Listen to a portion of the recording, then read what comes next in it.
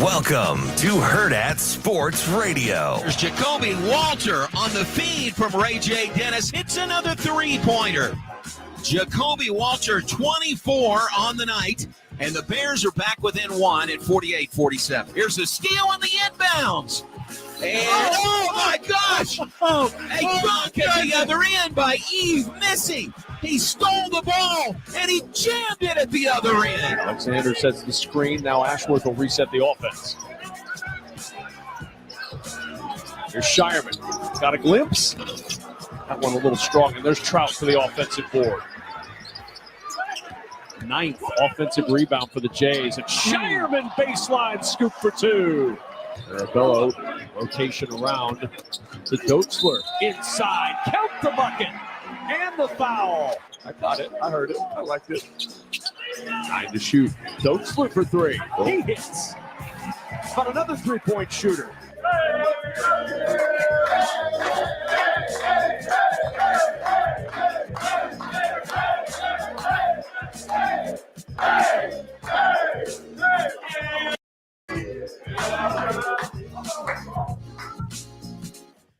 Good morning and welcome into Hurrdat Sports Radio. I'm Ravi Lulla. Andrew Rogers here with me as well. What's up?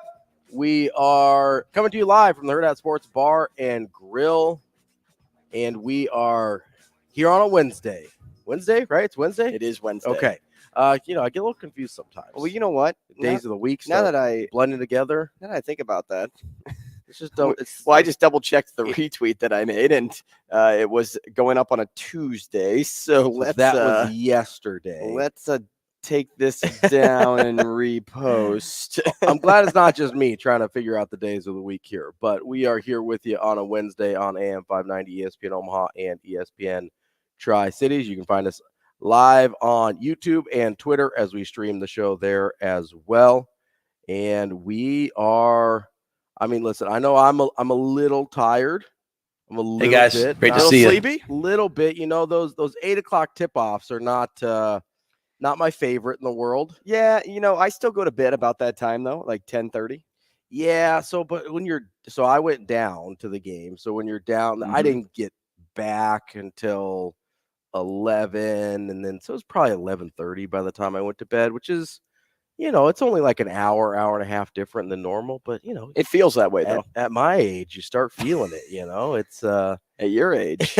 Yeah, you got to watch out, man. It's coming for you. Those 2-day early 30s. Yeah, mid 30s. Those 2-day hangovers and that hour of sleep it's coming for you, Roddy. Man. You don't have kids, man. I know, but my dogs are so needy. Are they? Oh, dude.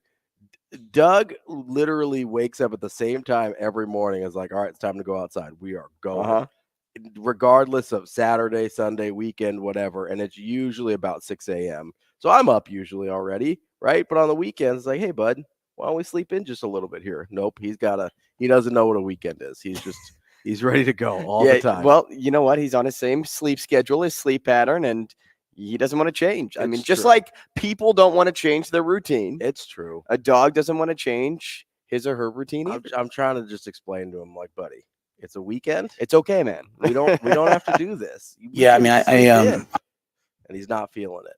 As I was coming in today, I was behind. It was a very kind of eerie scene because a lot of times when we come into the studio here, there's not a ton of people on the road yet because we come in here at a reasonably early hour.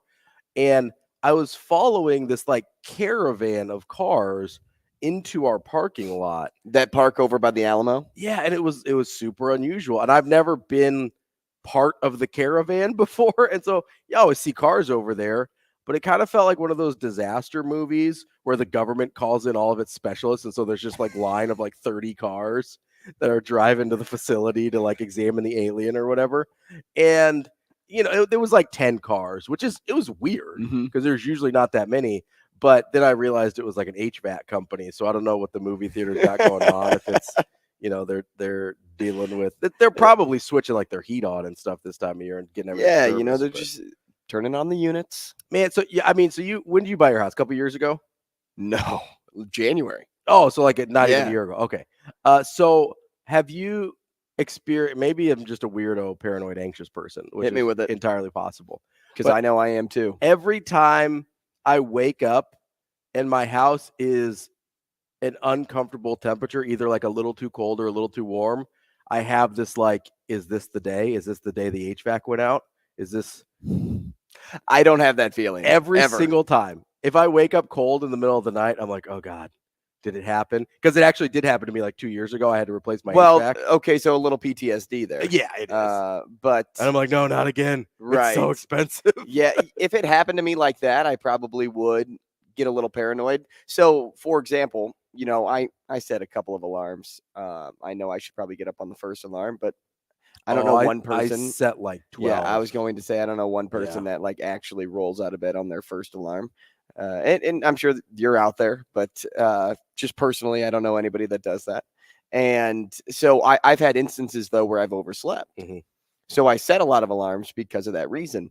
Well, there are times where I wake up in a panic because I think I overslept again, even though I didn't. Mm-hmm. One of those days was today. Oh no. So I hit the snooze button. It was 5 when I hit it, and I bounce out of bed thinking that it's 6:30 and I'm going to be late, and it's 5:05.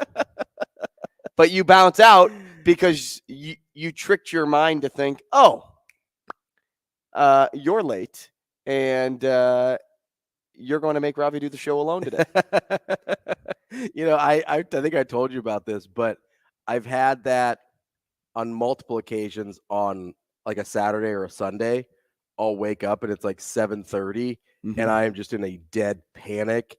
And I like look at my phone. I'm like, oh, freaking out. And then I'm like, wait, is it the weekend? And then I wake my wife up. I'm like, babe, what day is it? On your phone, it's crazy. When you look at your home screen, it shows the time and the date. I know, but I don't believe it. Like I end up in this like panic. I'm like, is that right? So that's why I like wake up my wife. I'm like, what day is it? Yeah. She's like, it's Sunday. Leave me alone. And then you take an elbow to the jaw Yes, as she rolls over to the other side. Yeah, and I was like, don't worry, I'll take Doug out. It's fine. You just sleep. You want breakfast too? Let's go get some breakfast because I don't cook. We've got a good show for you here today. We've got Kendeigh Maloney joining us from the Omaha Supernovas. That's indeed correct. They start their season off here pretty soon, so she will join us to talk about the professional volleyball team here in Omaha, Nebraska. Joining us at 8 a.m., we will be joined by Brian Christopherson from Husker 24/7, our regular Wednesday guest. 8:30, we've got our guy Andy Kendeigh from KETV. Probably talk a little high school football with him this week. Yeah, let's get after it. It's getting pretty serious there. Maybe touch on some follow-up thoughts that we don't get to with BC on Nebraska football as well. I bet Andy, I didn't see him, but I bet Andy was or somebody from KETV, I bet was at the Creighton game last night as well. And then at 9 o'clock, we'll wrap up the show with our friend and colleague, Avarie Howard. She'll be joining us for that full last hour, as she has been on most Wednesdays. And we'll play a little Guess Who. See if she can see if Guess Who round 3. I think I won the title last time, so we'll see how she does here. So you've won back-to-back weeks? I have, yeah. You're a two-time champ. No big deal here, but you had a great go back through the notes. You had a great idea next week for Avarie, though. Yeah, we're not going to tell her. We're not going to tell her. Do you think she's listening? Sometimes I don't know when our people are listening, so she listens. I want to hide. A lot. Yeah, I want to hide that thought because we'll know when. We'll get a buzz on our phone. Like, what are you guys about to do? Yeah, what bomb are you about to drop next week? We've got a little surprise for Avarie next week. I think she's going to enjoy it. I don't, but I still think it's a good idea. That is the lineup for you here today. I did want to start with Creighton. They kicked their season off last night. I thought you were about to say they kicked the living stew out of their opponent last night. They did. I don't know many people that have stew inside of them, but if there was any inside the Rattlers, it would be out. The Jays won 105-54. Is that a big gap? That's a big number. And it was, obviously it could have been worse because I don't think a starter played after the 12-minute mark in the second half, somewhere around there. And so I looked at the I looked at Jacob and Anna and Mike Sauter. We're all sitting up there together with a bunch of other media members, and I go, hey, I think it was at the under 12 timeout. There was about like 11:50 left in the game. I go, hey, we're not going to see like the real rotation for the rest of the game. I think they were at like 75 points. Yeah, I think they were higher. No, because they hit 75 at the 14-minute mark because we all laughed about it. Because they do the Pizza Hut thing or the Godfather's thing. Uh-huh. They're like, hey, free pizza. And we looked up because it felt so early in the second half. It was really early. So but we forget that the halftime score was what, like 51-20? I think they were pushing 60 at halftime. I don't remember. But if it would have been a 56, year, if it would have been a year ago, what would the score have been at the end of the game? Yeah, compared last year's team to this year, would have been like in an exhibition. Yeah, would have been like 80-53 or 80. This was a real game, not an exhibition. Would have been like 80. Yeah, I know. It felt like an exhibition. I think it would have been pretty close, Shane. Pretty close, about the same. I think you would see last year's team in the 90s. Maybe. Yeah, so I mean, like maybe at lowest high 80s. Like North Dakota last year was 96-61. Holy Cross was 94-65. They had a couple games like Riverside. I think they only scored 80. But I mean, you're probably talking high 80s, low 90s still. Like it's not a ton different in terms of the final score. What was a ton different was the way it looked and felt. Mm-hmm. The ball movement. And you were texting me during the game. The ball movement from this team. It's just insane. It's the thing that, like, growing up watching Creighton and some of the teams that I've liked the most from Creighton, it is the thing that they do the best when they are the most fun and watchable for me, whether it was a few years ago in the COVID shortened season or you want to go back to like some of the Doug McDermott teams had really high level passing. But the difference between some of the other really high quality passing teams from Creighton and what we have now is previous Creighton teams, the ability was lower. Like the overall, whether it's athletic ability, just overall ability was a little bit lower. Not so much on that 1920 team because that was an elite team. But even that team, you're running out a 6'7" guy at center, in Christian Bishop. You're running out Denzel Mahoney as a small ball 5 at 6'5". And those lineups were incredible. That small ball lineup is still one of my favorite lineups Creighton's ever trotted out there. But this is a different team in the sense that, you've got 6'11", you've got 7'1" Ryan Kalkbrenner. You've got like 6'10", 6'11" Frederick King. And if you want to go a small ball lineup, you throw out 6'10" Isaac Trout as your center, which is just it's a totally different ballgame. Who looked impressive from not only his work on the inside, but on the outside. It seemed like he didn't get turned off by the fact that he missed his first shot. Sometimes like it's your first game and you're like, I really need that first one to fall to really get that confidence boost going. And he didn't seem fazed by a miss. Ashworth, I can already tell, is going to be one of my favorite players on this team. Just the way that he moves on the court. And all offseason, I was saying this, right? All offseason, I was like, what really impresses me about him is he's not afraid to make the extra pass. He's just not. And there was a moment, and he does it quickly in the first half. Yeah. Let's just say it was halfway through the first. I can't totally remember, but he gets the ball. Shot clock's winding down. There's like 2 or 3 seconds on the shot clock. And instead of forcing up a runner from the baseline, he kicks it out to Trey Alexander for a longer 3, and Alexander cashes it, who is, Trey Alexander is set for a breakout year. He looks incredible. An NBA breakout year, not just a breakout year, an NBA breakout year. Not only can Trey Alexander fire away, not only can Stephen Ashworth both shoot the 3, which we knew based off his stats at Utah State last year, and facilitate. Not only can Baylor Shireman get hot and stay hot and make the crazy shot. Not only can Isaac Trout, play that outside spot, which I think he played a little bit better than Mason Miller. I don't know. It's tough to say. He's was more aggressive offensively than Mason Miller for sure. I thought that Mason's really good on that starting group because he doesn't need the ball yet in terms of his development. You've got three guys in Ashworth, Alexander, and Shireman that are going to get the ball a ton. Kalkbrenner's obviously going to get the ball a ton as well, although not. Who probably needs it more. Yes, yeah, but I also think they're kind of like saving him a little bit. But I also thought Florida A&M did a nice job on not allowing him to roll off that screen to the basket, but it allowed for Alexander and Ashworth to get to the rack. That's going to be the Russian roulette you play with this team all year, right? You're either going to take everything away from Ryan Kalkbrenner or you're going to try and get out to shooters. You're not going to be able to do both effectively at the same time because Kalkbrenner puts too much pressure on the rim and he's too good, and the floor is too well spread out now. That's the biggest difference between this year and last year. I will say it's that and Ashworth they're not being really a ball dominant guard on this team. Ashworth is going to handle the ball. Alexander is going to handle the ball. Shireman is going to handle the ball. It's not going to be one guy all the time handling the ball. And so you're going to have a much more diverse attack in terms of how the offense looks. But I think the early scouting report on Creighton is going to be to take away Kalkbrenner as teams realize what type of shooting this team is as opposed to last year.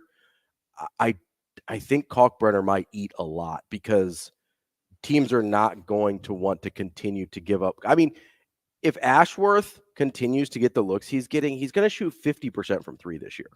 Like I don't even think I'm exaggerating. Like I think that number's on the table. Yeah, the looks were wide open.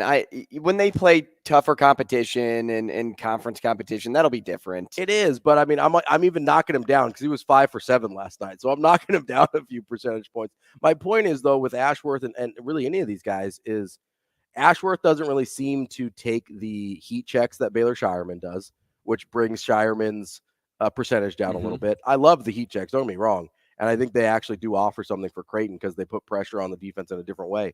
But Ashworth doesn't really take those, so they're not going to bring his percentage down. And I really think teams are going to be so focused on Trey Alexander. They're going to be so focused on Ryan Kalkbrenner. I think Ashworth is going to end up with maybe not as open as he was last night, but he's going to end up with wide open looks all year because you have to pick who you're going to let beat you, quote unquote.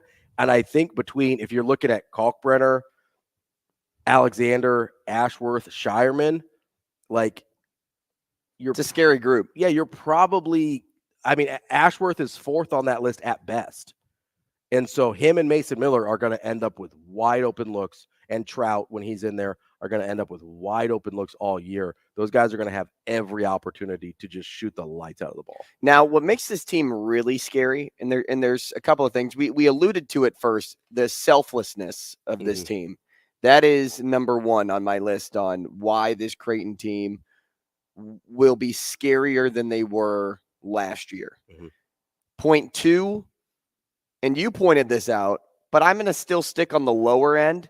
They can show 2 lineups in a game. You technically added 3 because Shireman could play the point if you needed him to. I mostly meant not 3 full lineups, but 3 different primary ball games. Yeah, 3 different looks. Yeah. And that's kind of what I mean by lineups, right? When I say the first lineup, Ashworth is your 1. Alexander's your 2. It's Shireman, it's Miller, it's Kalkbrenner, or insert Trout at the 4 if you'd rather have that. And then in your second lineup, it's Trey, and then you mix in some of the other guys on the bench. Farabello, right? Lawson, Doetzler. And Doetzler played really well. I was impressed with him in his first game of the year with Creighton. Just the way that it doesn't look like it took him very long to translate high school to college. It was weird because to transition, rather. It in the exhibition against Wayne State, when he got out there, his first couple possessions, he looked really sped up. And then after that, he really seemed to feel like he got the pace of the game better. And as soon as he got in against Florida A&M, he seemed ready to go. And he was pacing himself. Well, and really sometimes as a freshman, you worry about, should I be attacking? Should I be getting the ball to somebody else that has done it before me or has been here longer than me? You kind of have that. As a young player on this team, I got to make sure that my experienced guys get their looks, get their touches. But that's not how Doetzler plays. No, Doetzler plays like a junior. He did not seem concerned about not being about anybody. Yeah. And you know what? Just the way that he came off of screens, the way he was moving without the basketball, because I paid close attention to him because I wanted to see, like, okay, like, are you just standing around? Like, are you waiting for your look? No, like, he was constantly He seems pretty moving comfortable on the floor, and it won't be the only time. Well, a couple of years ago won't be the only time that you see Dotzler's name in the stat book, because Josiah is set to really be a huge part of this team in the future. It's kind of incredible, because I think a couple things. When he got recruited, like when he got offered by Creighton and committed, a lot of people were just like, well, did he just get the offer because of his brother? Like, he was good in high school, and especially when the offer came. He was really good in high school. I know, but especially when the offer came, which was before his senior year, if I'm remembering correctly. People are like, he's been pretty good, but like, they were kind of concerned about like overall size and, what is he really that level, especially the way Creighton has kind of upgraded their recruiting. You look at their recruiting classes over the last handful of years, and people were kind of like, is that kind of just like a legacy offer? What's going on here? Because then it was kind of a weird class, because it was going to be a small class anyway, based on the way the past classes had worked out. And so there was a lot of people that weren't really sure about him, especially people that hadn't seen him a ton in high school. And then when he came in to camp to be enrolled and be in fall camp, there was a lot of people that was like, well, he's going to redshirt, but you just kept hearing from the coaching staff. They're like, man, he looks pretty good. We like these things. He brings some stuff to the table. We think he can help us win. And then you kind of are like, okay, how much of that's coach talk? How much of that is real? And then you see in the exhibition, and then last night, you go, I think that, he was the first or second guard off the bench. Farabello came off the bench first, and then it was Dotzler. He was ahead of Jonathan Lawson, who was a pretty highly touted recruit when he went to Memphis. Obviously, he's got the experience at Memphis, although he didn't play a ton there. And Lawson looks the part a lot more than Dotzler does, right? He's 6'7". He's built like a 21, 22-year-old. He's got kind of the physique that you'd be like, okay, that guy can play Big East basketball. And Dotzler's, I think, bigger than people give him credit for, but I think people are really surprised, not only that he played as well as he did last night, but that he's not redshirting, and that he legitimately, I think, is going to be an important part of this team this year. I'd be curious what the people think. 888-638-4876. What you thought of Creighton's opening performance. Give us a call on the Warhorse Casino phone line. But you're absolutely right. There's so many pieces to this team, so many impressive pieces. As I was watching last night, I'm like, who's the odd man out? And I don't know if there is an odd man out on this Creighton team. Like, yes, there's going to be guys that get majority of the minutes because they are the guy on this team. But coming off the bench, that's kind of like who I am like paying close attention to. And I'm like, man, I think Farabello is somebody that like may lose minutes because of how well some of these young guys are playing and throughout the season.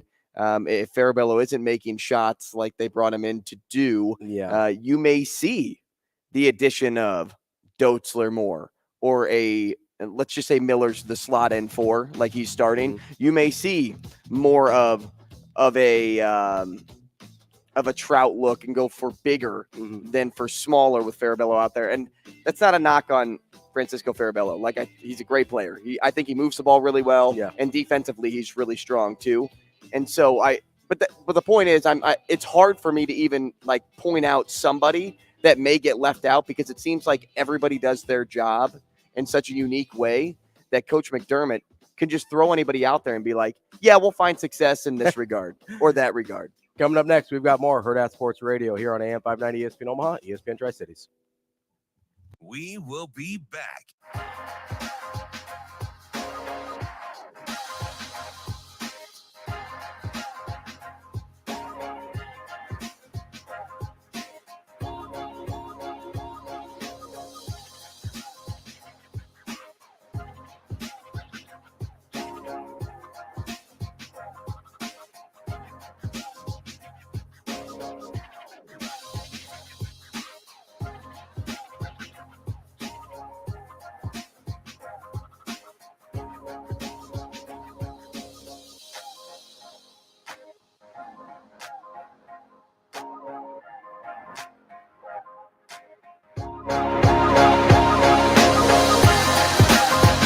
We will be back.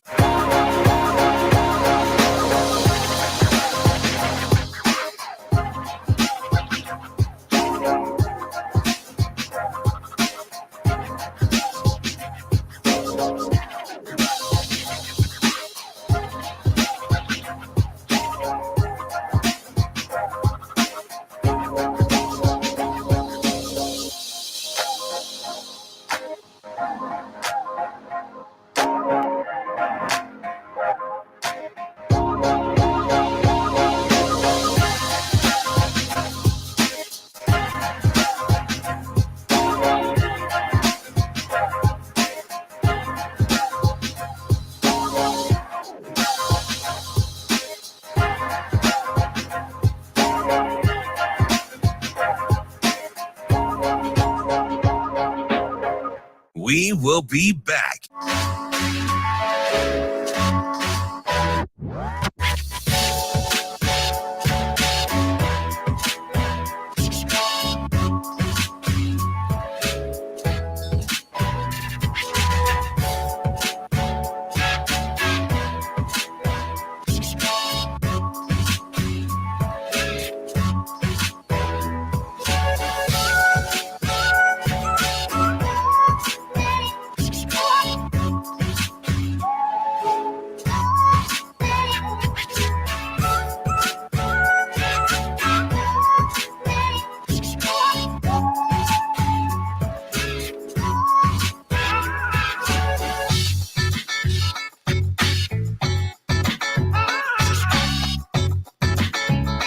We will be back.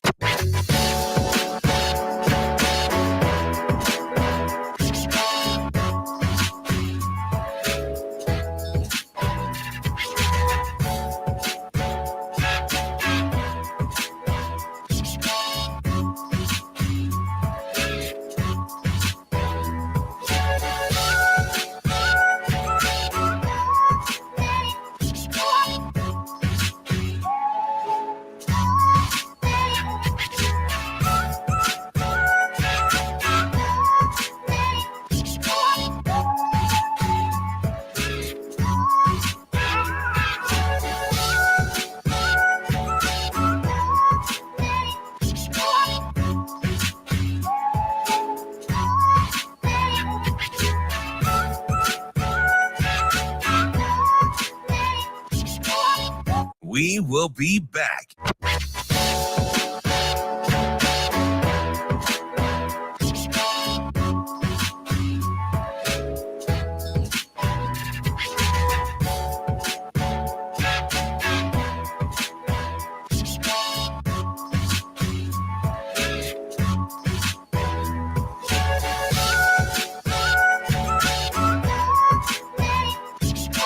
We will be back.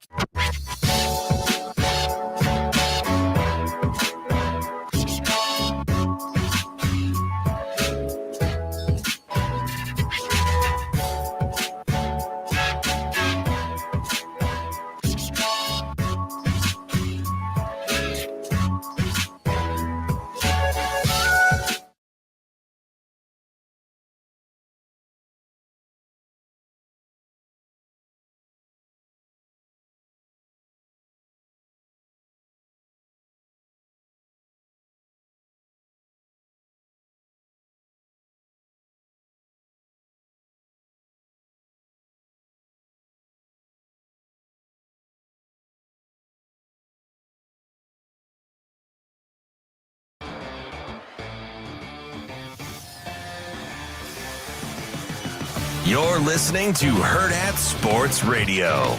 You know, again, it comes back to this, what we talked about before, what Coach Rule always talks about is the standard of play, right? The standard of play has to be correct in order to give yourself a chance to win the game. And you look back at the game, and the first half, it wasn't to the standard. And then the good thing about the guys and the sideline and everything about an atmosphere like that was when we needed to the most, you saw the guys come out. I thought that's when they were the most alive and they were back to normal and playing to the standard. Those last 3, 4, 5 series-ish right in there about where it was like, hey, we have to stop and we cannot give up points like that. And they went out there and played some ball, and you saw some guys actually running through guys and throwing guys down and fighting off the blocks better. So, you know, this week we gotta make sure we know what to do so we feel comfortable and get them to that mindset to where they can just go attack.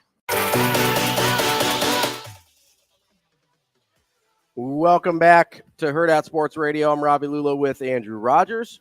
We are live on AM 590 ESPN Omaha, ESPN Tri-Cities, live on Twitter and YouTube as well. And we are brought to you by our friends at Dingman's Collision Center with 4 great Omaha area locations.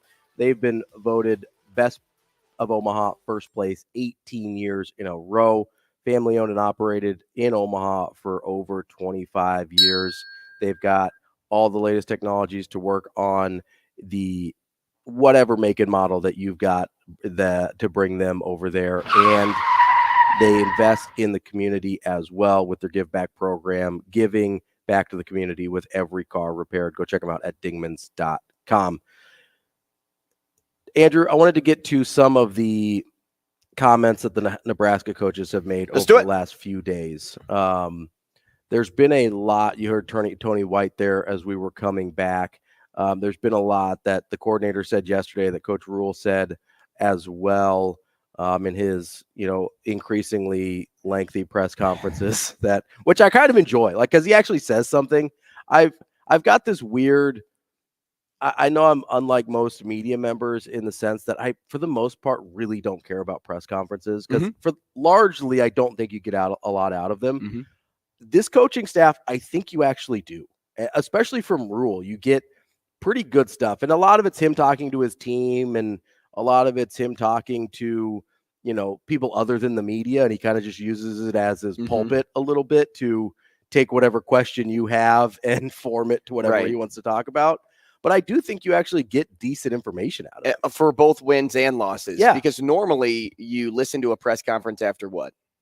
After a loss. Yeah. Because you want to hear what the coaching staff had to say. You want to hear how the players respond, things like that. You get more out of a losing press conference than you do a winning one. But you're absolutely right. I mean, I look forward on Mondays to hearing 35 minutes of what Coach Rule has to say, because he always surprises me.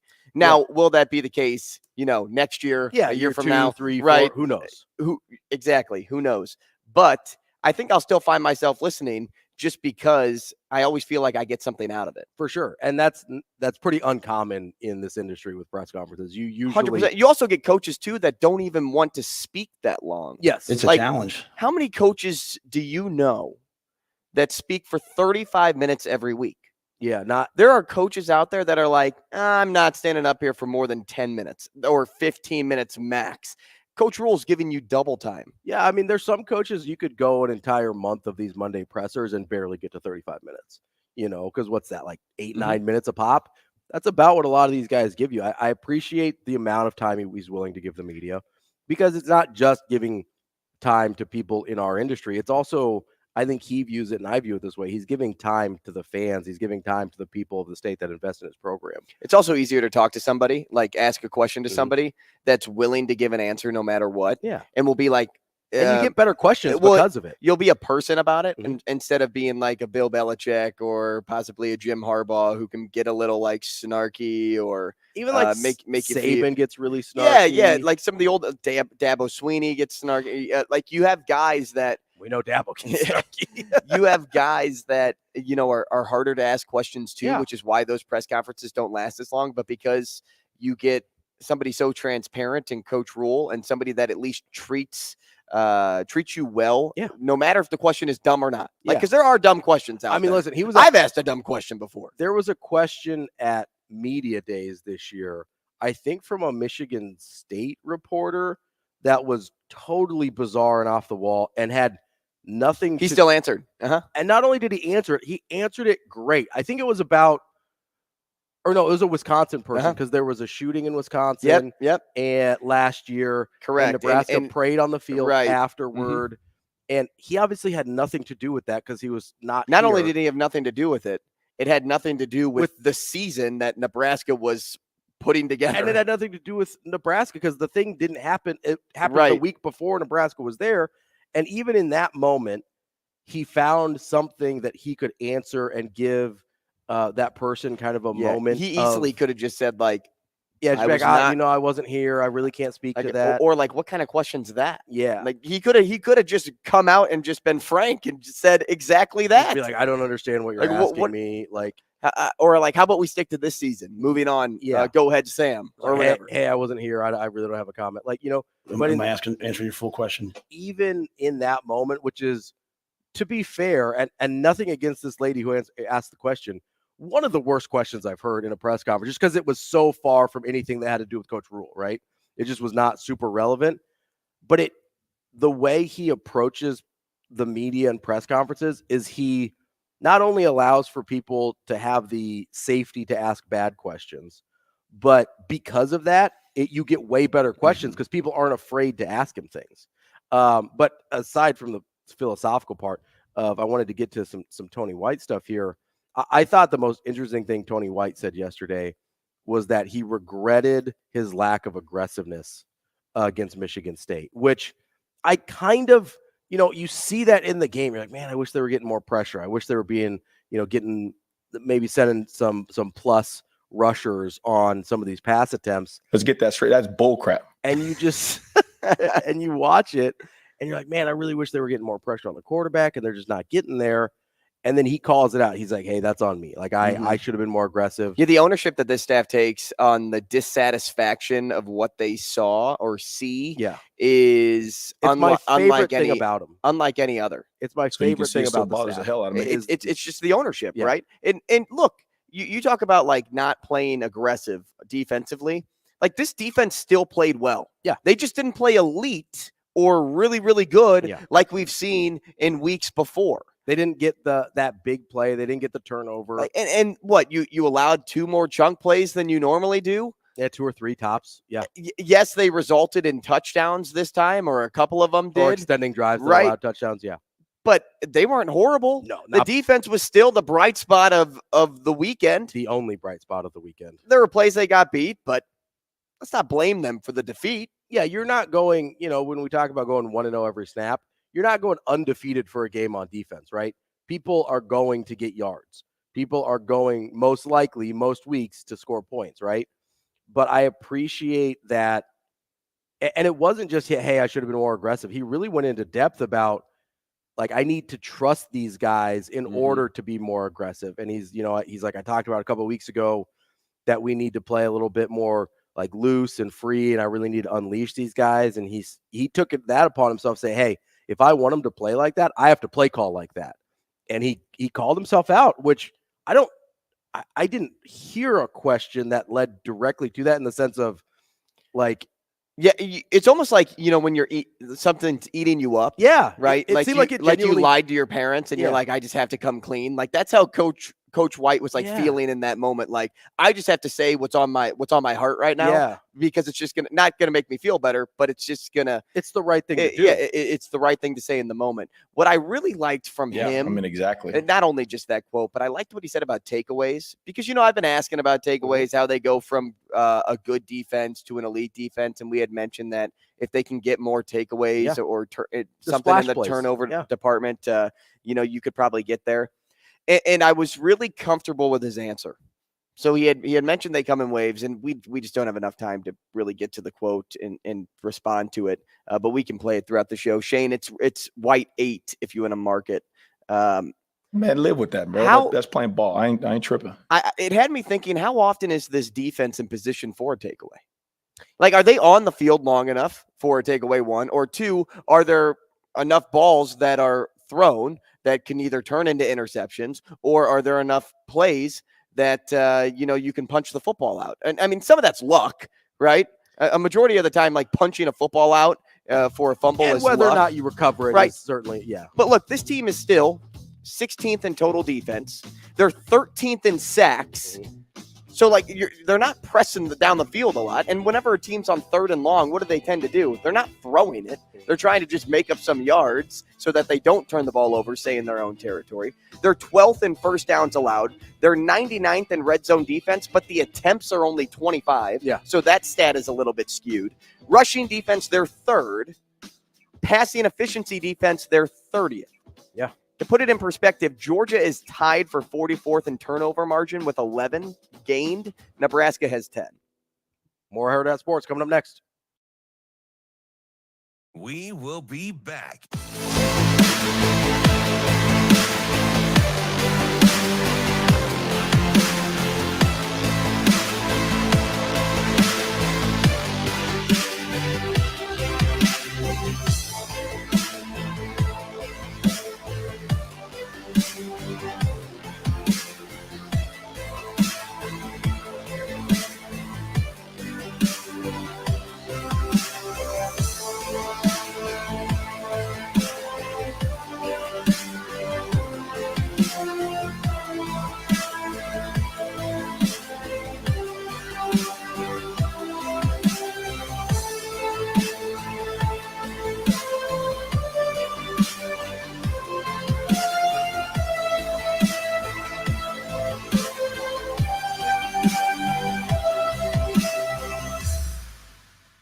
We will be back.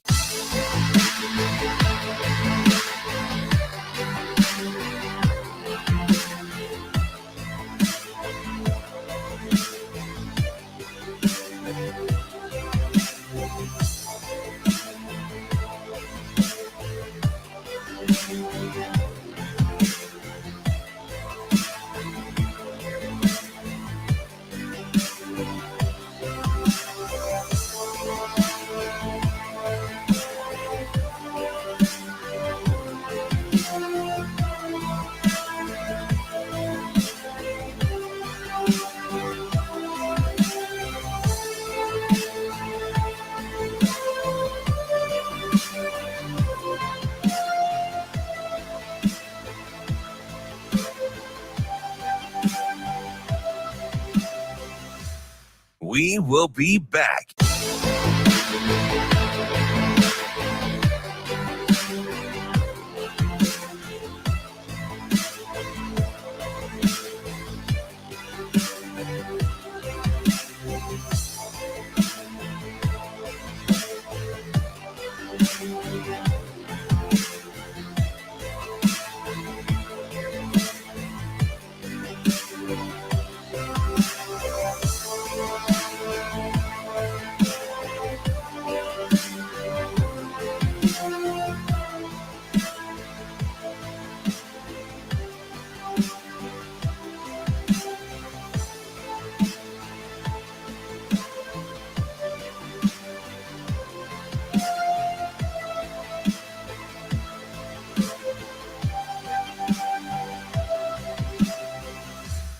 We will be back.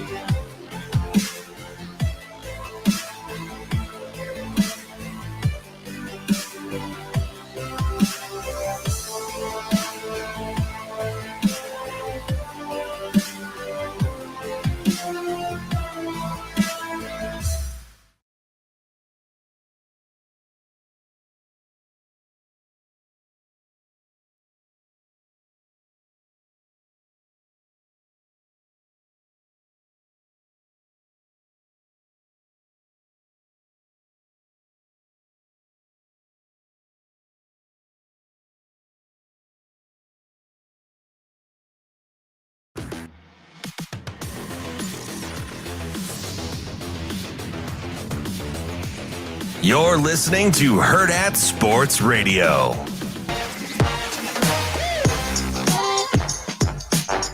We are wrapping up hour number 3, or hour number 1. You did that yesterday, too. I know. I did it on hour 2 yesterday. I've done it on hour 1 today. You are all off on your time. It's going to make it seem like I'm trying to get out of here. I'm not. Wrapping up hour number 1 with segment number 3 here on a Wednesday. I want to tell you about the Teammates Mentoring Program. Dr. Tom and Nancy Osborne in 1991 founded the Teammates Mentoring Program because they saw a problem. 1 in 3 young people growing up without a mentor. And it's their mission to positively impact the world by inspiring students to reach their full potential through mentoring. Mentors and mentees meet in school during the day for about 30 minutes once a week, just to chat, play games, whatever they need to do. And, you know, obviously the mentees benefit from the relationship, but almost all of mentors say they end up better for having participated in this program as well. If you want to learn more or become a mentor, go to teammates.org today. Want to talk to our next guest on the Warhorse Sportsbook Hotline, Kendeigh Maloney from the Omaha Supernovas. Kendeigh, how are you this morning? Good morning, guys. I'm great. How are you? We are doing well. So, Kendeigh, we're going to start off with some of the basics here because we haven't talked before. What is, for the people that aren't familiar, what is your role with the Supernovas? Like, what is the main thing you do for them? Yeah, so I am, as of recent, on the fan engagement team. So it's kind of like an ambassador role, and what we do is we promote ticket sales and social media engagement and really just try to spread awareness about Pro Volleyball Federation.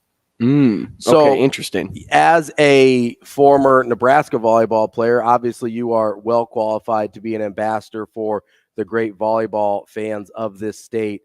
I'm sure you knew as a Nebraska volleyball player how much this state loves volleyball, but have you really gotten an even greater sense of that in your new role with the Supernovas? Absolutely. Yeah. I actually had the opportunity to do a couple of events this past weekend and, spreading awareness, like I said, and everyone already knew about the team. A lot of people up in Omaha already had season tickets. And I mean, it's to be expected in Nebraska. I mean, you guys saw the outdoor volleyball game, 92,000 people. It's really the pinnacle of volleyball. So I think people are really, really excited about it. Kendeigh, are you at all like, you don't have to admit it, but are you at all jealous that this wasn't a thing when you were graduating from Nebraska?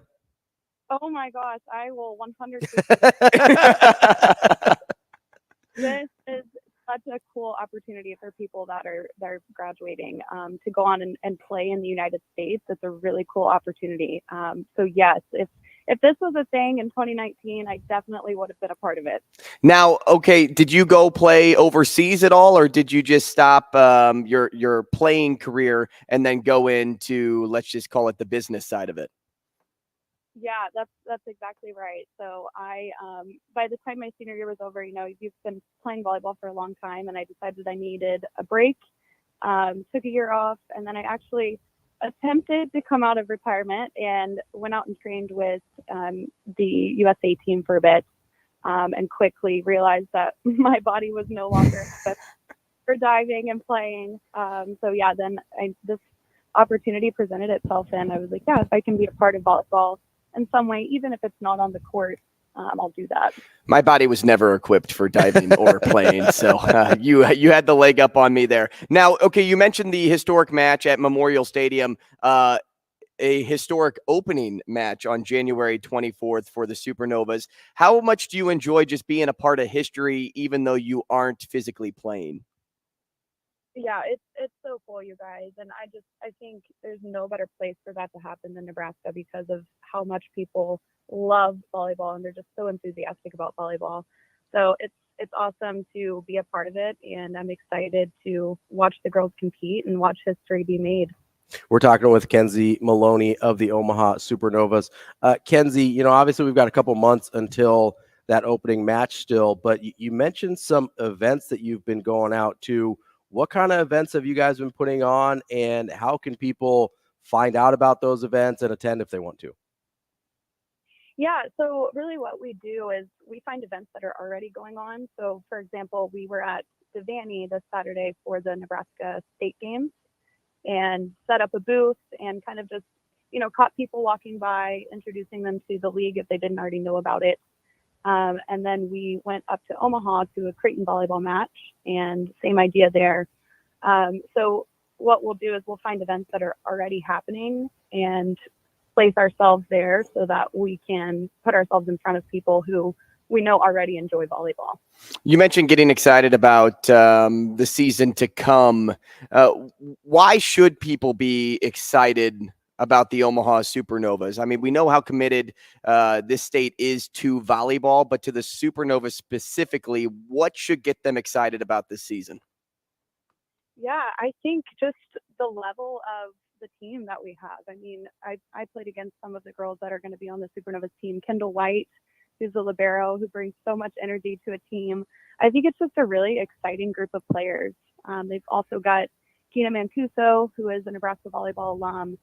She's one of the greatest players to come through Nebraska as well. So I think just the team that they've put together is really special, and it's going to be exciting for people to be able to watch really high-level volleyball. Kendeigh, I have to ask you, just because we've got you here. I know we're talking about the Omaha Supernovas, but I've got a little bit of Nebraska volleyball question, if that's okay too. Okay, yeah. How impressive you've been this year with how dominant this team has been and how young they are. I mean, there is, I think there's one senior on the roster, I think, this year. How crazy is it how good they are already at such a young and relatively inexperienced stage in their careers. It is. It's mind blowing to me. I really can't put it into words. It's more of just like a feeling that you get when you watch them. But I'm so impressed with the level that the freshmen have brought to the team. And I mean, you've got people like Lexi Rodriguez and Allie Batenhorst and Lindsay Krause, obviously, who are juniors. But I think the addition of the freshmen has just really blown up what they can do. So I'm super, super excited for the tournament. I think that they are going to make a really strong tournament run this year. All right, be honest with me now, Kenzie. How did you feel about Coach Cook pulling on the cowboy hat after Wisconsin? Can he pull off that look? Oh my gosh. I have to say yes to that question, don't I? I mean, he's not taking. You don't have to say he's not yes. taking playing time from you anymore. You could say no if you want to. Oh my God, no, it's so funny. I think it's really, really sweet to watch him like find a hobby outside of volleyball because that's his life. So I think it's cool that he's found something that he loves. And, you know, the cowboy hat is part of it. So I'm going to accept it. I'm going to say yes. I love it. I love it. Now, Kenzie, tell everybody where they can, really sign up to be involved with the Supernovas now, whether that's in some type of sponsorship capacity or season tickets or some sort of package. Like, what would you say is like the easiest way to be involved with the Supernovas in their first season? Yeah, I think attending matches, definitely. Season ticket pricing is online at supernovas.com. And I think people will be pretty surprised by the pricing of season tickets. They're super reasonable. So I think, especially in this first year, just attending matches is going to be huge for the future of the league and for helping it gain momentum and traction. Kenzie, as this league kind of gets kicked off, this franchise gets kicked off, just what are you most excited about as we get closer to the first match in January? Just what's the thing that you can't wait to see? I can't wait to hear and see the reactions from the younger generation. Girls who have grown up playing volleyball, who now have a chance and an opportunity to watch professional volleyball in the United States.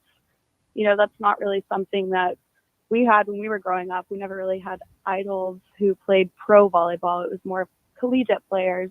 So I'm excited to see how the younger generation interacts with the Pro Volleyball Federation and just, what that will do for them growing up and them saying, okay, yeah, I want to play in the Pro Volleyball Federation in the United States and be able to be with my family after my collegiate career is over. So that's what I'm most looking forward to.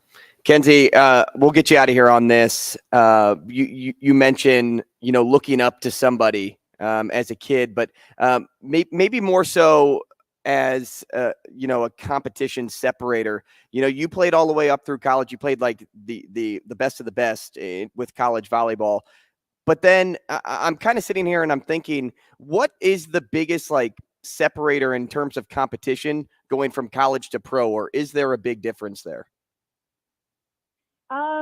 Yeah, I think maybe it might be when you go to play professionally, it does feel like more of a job. Okay. Right?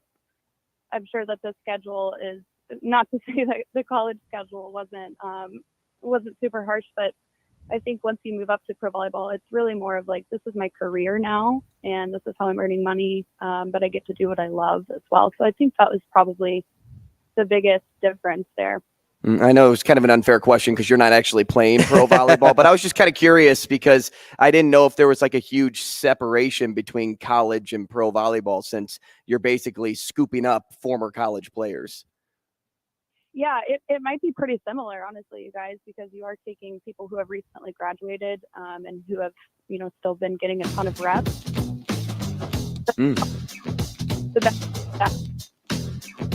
Oh, Kenzie, I think we lost you there. But we appreciate your time. Yeah, for sure. That was Kenzie Maloney from the Omaha Supernovas. I think we lost the phone connection there right as we're coming to the end of the hour here. But make sure you go to supernovas.com to check out season tickets and everything like that, how you can get involved with the Omaha Supernovas. Really appreciate Kenzie Maloney's time. Coming up next, we've got Brian Christopherson from Lester 24/7.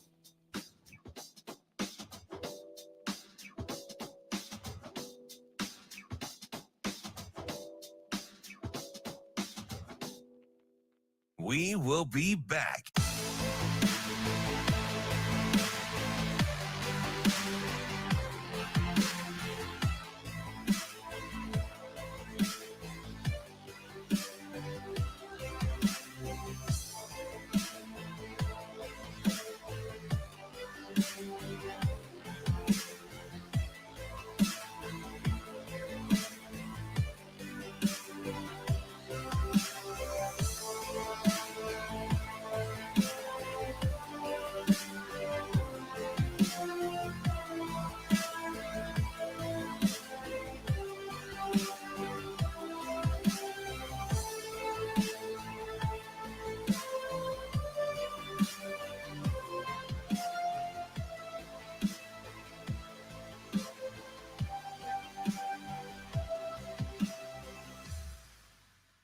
We will be back.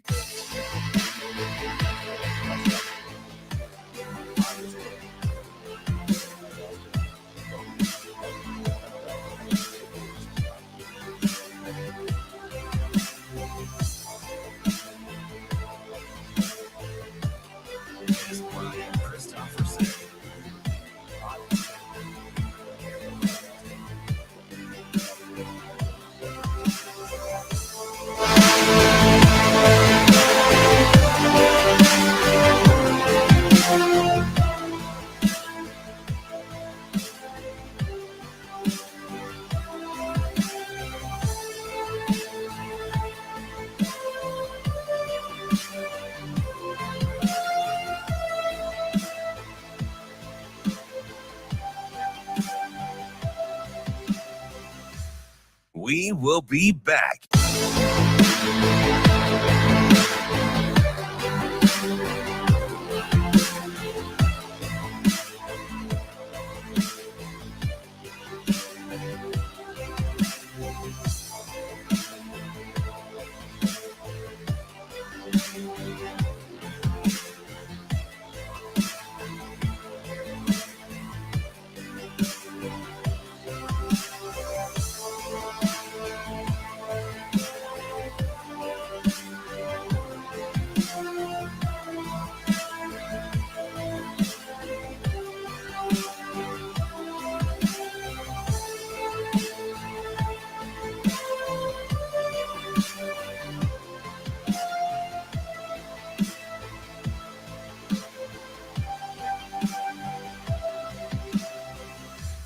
We will be back.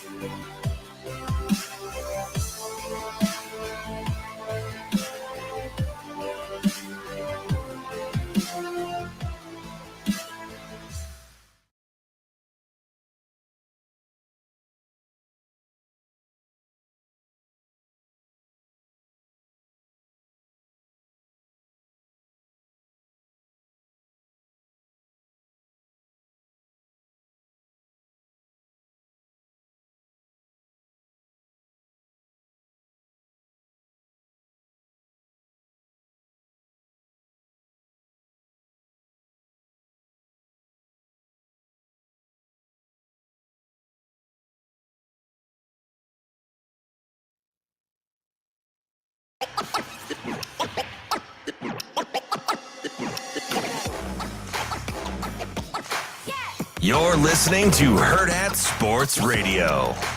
Here is Husker 24/7 senior writer, Brian Christopherson. Yeah, it'll be a little bit of a circus act. Brian Christopherson. Well, I mean, that's pretty interesting. Brian Christopherson. I kind of enjoy that. Here is Brian Christopherson. I was terrible. Okay, I'll start that way. I was terrible, but we were like number one in the country in takeaways or something, top 3 in the country, right? And we didn't do anything right. You know what I mean? We just didn't do anything right. But they seem to just come in waves, and I always go back to sometimes when you give them a chance to go make a play, they surprise you and they do. and that's why I'm putting it all on me in terms of, those one or two chances I thought we could have been aggressive that you look back at the tape and I'm like, I should have went after him here. And sure enough, we would have had a chance at least to get a field goal or hold them to a field goal or maybe possibly rush the passer a little bit better. Like, I didn't give those guys that chance, so I got to do better. Kicking off hour number 2 here on Hurrdat Sports Radio. I'm Ravi Lulla. Andrew Rogers here with me. We are on AM 590 ESPN Omaha and ESPN Tri-Cities. We are joined now on the Warhorse Sportsbook Hotline by our friend Brian Christopherson, Husker 24/7. BC, how you doing this morning? Oh, I'm doing pretty good. How are you guys? Good. We are doing well. We played that clip of Tony White as we were bringing you in here, talking about how he didn't put guys in a position to do the things and play the way he's asked them to in terms of playing loose and free and unleashed. What did you make of that comment? Do you think it's just, I know from a layman's point of view, I hear it and think, he wanted to send more pressure over to the quarterback. He wanted to be more aggressive in terms of his pressure packages. Is it just that, or do you think there's other things involved when he takes an answer like that? I think it's a guy giving himself just a really tough critique, and wanting to hold himself to a high standard, just like they're talking about this defense being to a certain level. And I'm sure there are 2 or 3 plays. I don't know that he ever mentioned specifically what they were. That would have been interesting, like which plays he might not have wanted to give that away. But those specific plays would have added some context to that. But I'm sure every week there's going to be, especially in a game where you come up 3 points short, there's going to be a handful of plays where you look back and you say, yeah, I should have done this differently as a coach, just like a player is saying that. And I think that's what that was about. Like, I can think of specific examples in that game where it shines light on just how thin of a margin this defense has, not because they're really good, but I'm saying the thin a margin they have because the offense isn't scoring many points and the special teams has kind of been average.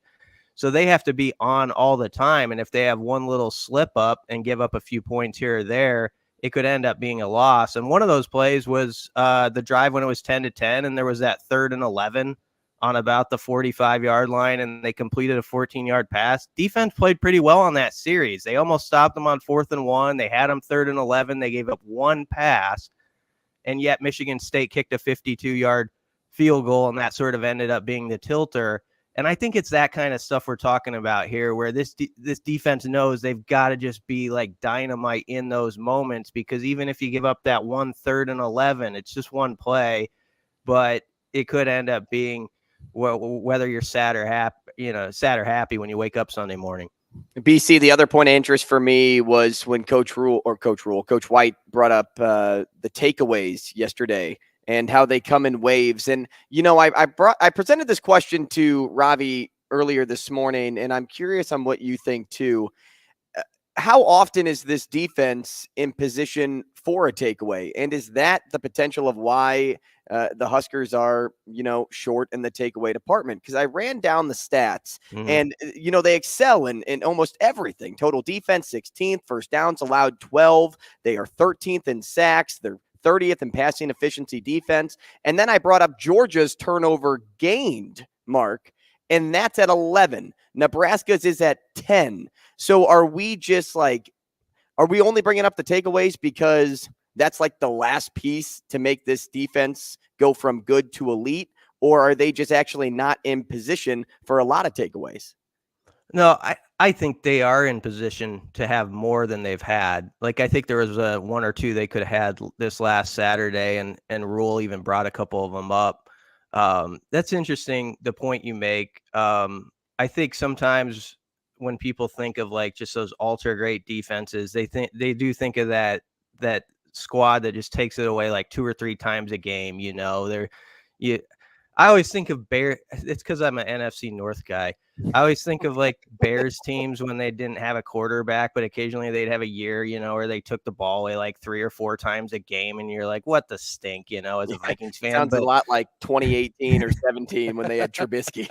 But I think it's stuff like that people get in their head, sort of, where you have those certain defenses you remember. Like Bo Pelini's first defenses, those of a certain age. We're starting to get long enough in time where some people aren't even going to remember when Bo was the defensive coordinator. 03 when they had 25 interceptions. Yeah, that's 20 years ago. It's sad.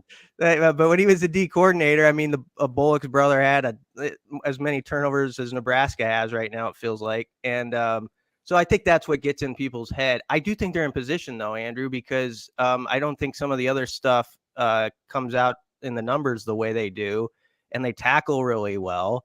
And maybe there's some technique and punching it out that they could do a little bit differently. But there's just been a few where they've had their hands on the football, and that guy's got to sort of make that extraordinary play. And I think it's being critiqued like this because the margin for error for this team is so small, and the other side of the ball is, not scoring a lot. And so you've got to be special. They will have to be that to win a couple of these games down the stretch, because Iowa's going to come in here and try to take it away 3 or 4 times. So this defense has to sort of match that and be that kind of crew.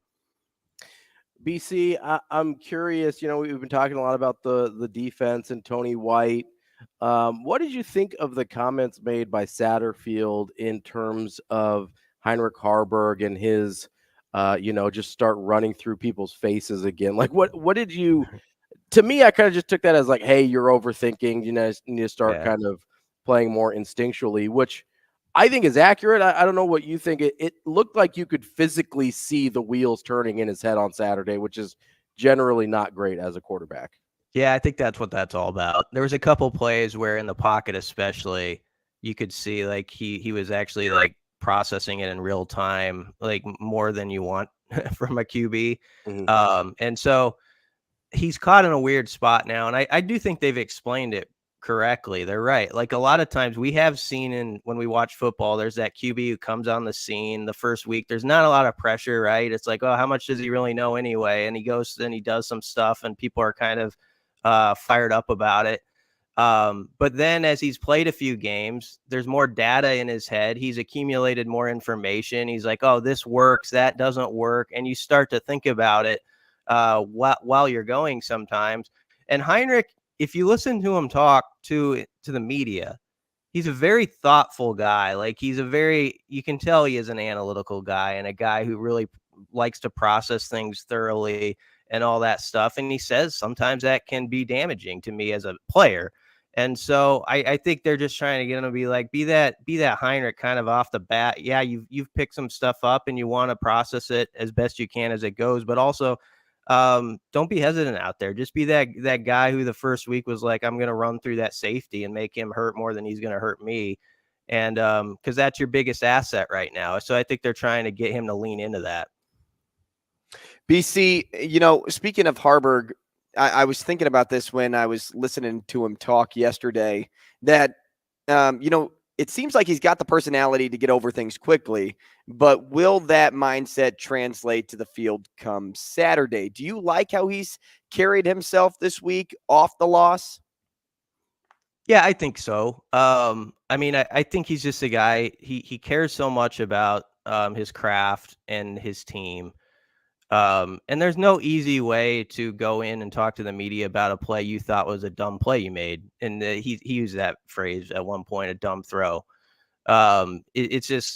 What happened. Everybody saw the stuff on tape that maybe could have been there. There's some stuff we don't understand too. Like, on the one he had to Alex Bullock, for instance, where early in the game where it could have been a long touchdown, ends up being an easy pick for the safety at the 4-yard line.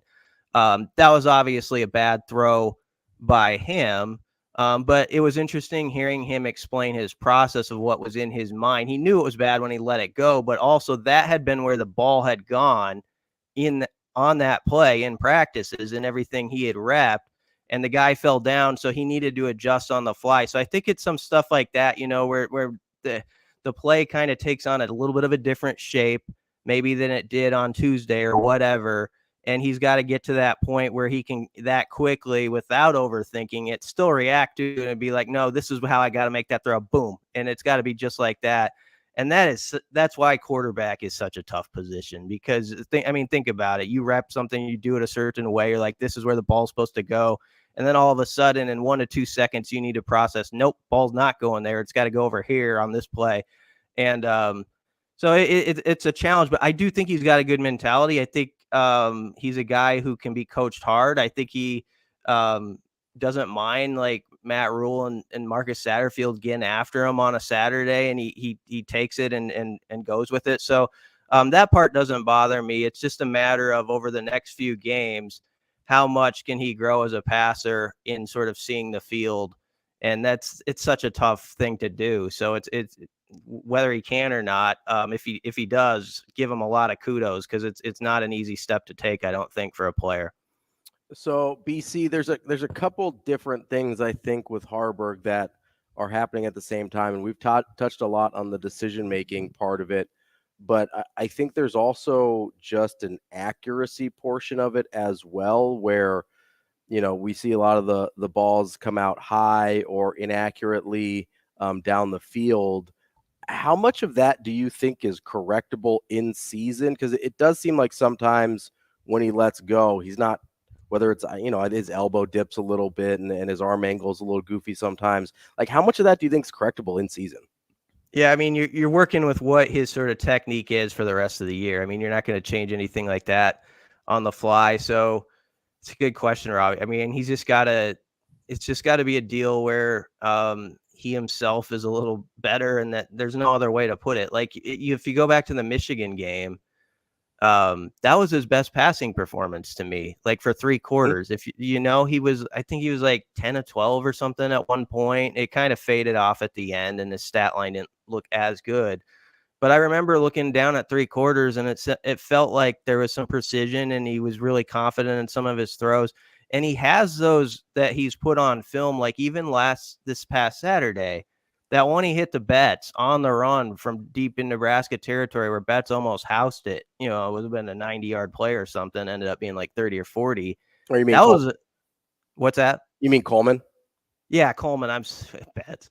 It's the 15 that's throwing you off. I understand. Yeah. No.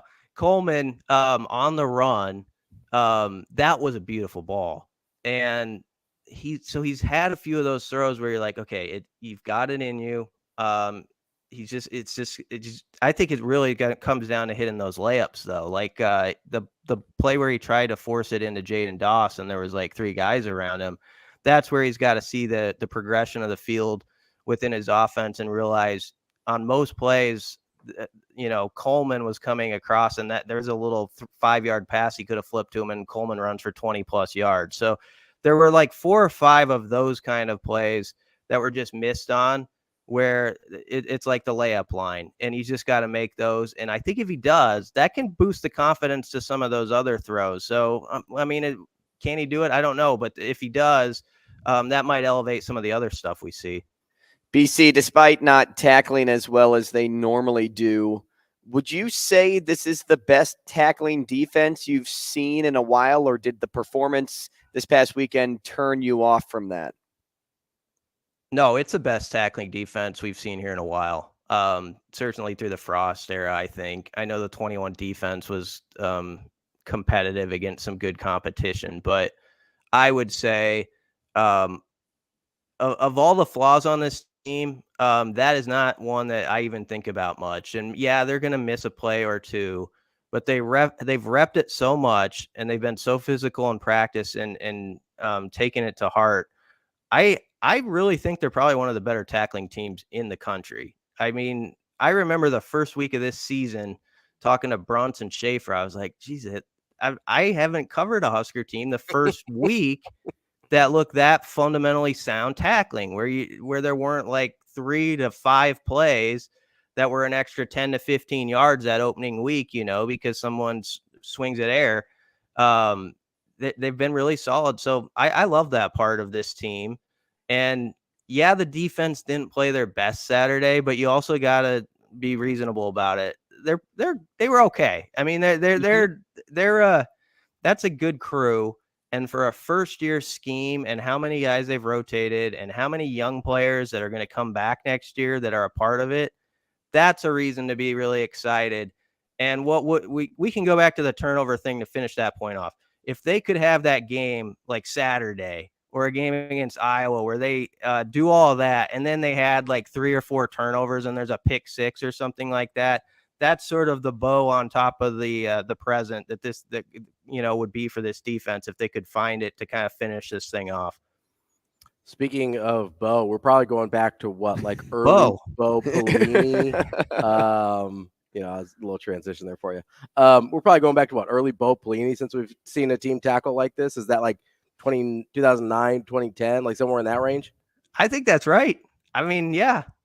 Maybe all those Bo teams had some gritty guys on defense. I mean, the 2012 had a good run, but then of course they had a disaster. I would say 2009, 10. Yeah, I think that's the last time there's been a defense that's tackled quite like it. And when you said that, I was thinking of Bo Pelini actually sitting on top of the present. Now that would be interesting. That's what I thought too. It creates an interesting visual. You remember those like Lexus commercials where they'd have the bow? Just like with Bo Pelini, like sitting cross-legged on top of a car. Be like, Merry Christmas, it's guys. Bo Pelini on top of an AC unit with Nash Hutmacher leading the charge for the commercial. And you mentioned that 09 and 10 teams, they don't have a Levante David on this team. They don't have a Sue on this team. I'm not even sure they have a Crick on this team, at least not yet. Maybe some of the young guys turn into that, but I haven't seen any of those last names. It kind of makes it even more impressive what we've seen from them so far this year. Yeah, and just to be clear, I'm talking about tackling specifically as far as yeah. Although, it is impressive when you look at the stats after a game, and I know some teams they've played have wanted to be more throw heavy, and that's their strength and whatever. But Nebraska's stopped 8 teams to 100 yards or less, and I think that matches 2009, and it's almost going to hit what they did in 1999 as far as rushing defense. So some of those things you really got to take stock of and say, man, that's pretty good for a first year. And like you say, you're doing it without necessarily that superstar that you just point to and say, yeah, he just flips a game on its ear all the time. It's been very much a team coordinated effort. And the thing that's exciting about it is, there's freshmen who you can see what can be. Princewell didn't play last week, but we've seen what could be there. Cam Lenhart, guys like that. It makes it kind of exciting about what the defense potentially could be in 24 if guys stick around and all that stuff. We know there's always a long off season in college football, so we'll get to that part when we get to it. BC, you mentioned some of those guys that didn't play, and that's weirdly not a thing that we've talked about very much on the defensive side of the ball. Like Princewell not being there, I think was a really big deal after the way we saw him play in the last couple weeks before that. Obviously Omar Brown was in protocol. You had Malcolm Hartzog leave the game. You had several major contributors on defense not there. And the fact that we aren't even talking about that as one of the reasons they weren't necessarily quite as sharp as they had been is a little bit crazy, right? Yeah, that part's been their biggest achievement. It's that especially the defensive line. I spent like 5 months whenever anybody would ask about it saying, well, I like the top 2 or 3 guys, but what about when you get to like guys 4 through 8? And I, just repeating that. And they've answered the bell on all 3 levels really with that. Safety, we could go back to August, Miles Farmer leaves. And remember, that was like a story for a couple of days. Like, oh, he was going to be most indispensable Husker, one of the guys you'd think about. He's played all these snaps and stuff like that. When does that topic come up? I haven't thought about Miles Farmer all year. Yeah. It's, some things like that. Great. I mean, and then no knock on him personally. I'm just saying, other guys stepped up and you're like, yeah, whatever, and Deshaun Singleton went down and he was playing really good. Yeah, really well. And that's a shame because I think he was playing at a pace where he would have reached another level maybe at this point. But nonetheless, Phelan Sanford comes in, does a nice job, and now you got Marquise Buford back. And so they've sort of found ways to like just cover stuff where you're like, oh, that's a little hole. Could that become something? And no, it hasn't really. And now they got to just finish this deal. And that's where I say finish it in style. And Saturday would be the beautiful time to do that. You know, one of those games against an elite quarterback. Both teams got to have it. Both are 5-4. Maryland's in the same boat where if they lose this game, if you look at their schedule, suddenly a bowl game doesn't look that obvious for them, you know? So, this is fun. It's like not going to be like one of those national highlight games that everybody's talking about. But as far as the two teams involved, it's kind of a big deal. Like this one matters a lot. So, this is where the defense has to have their best performance of the year. BC, let's just end right there with the game against Maryland this weekend. Nebraska needs to do what successfully, like your number one key successfully to get that 6th win this weekend? I mean, the obvious is we could always say, like, yes, turn the ball over less, please. You know, like turn it over less once or less. Like, we'll give you one, but just stop it at one. We'll give you one. Yeah.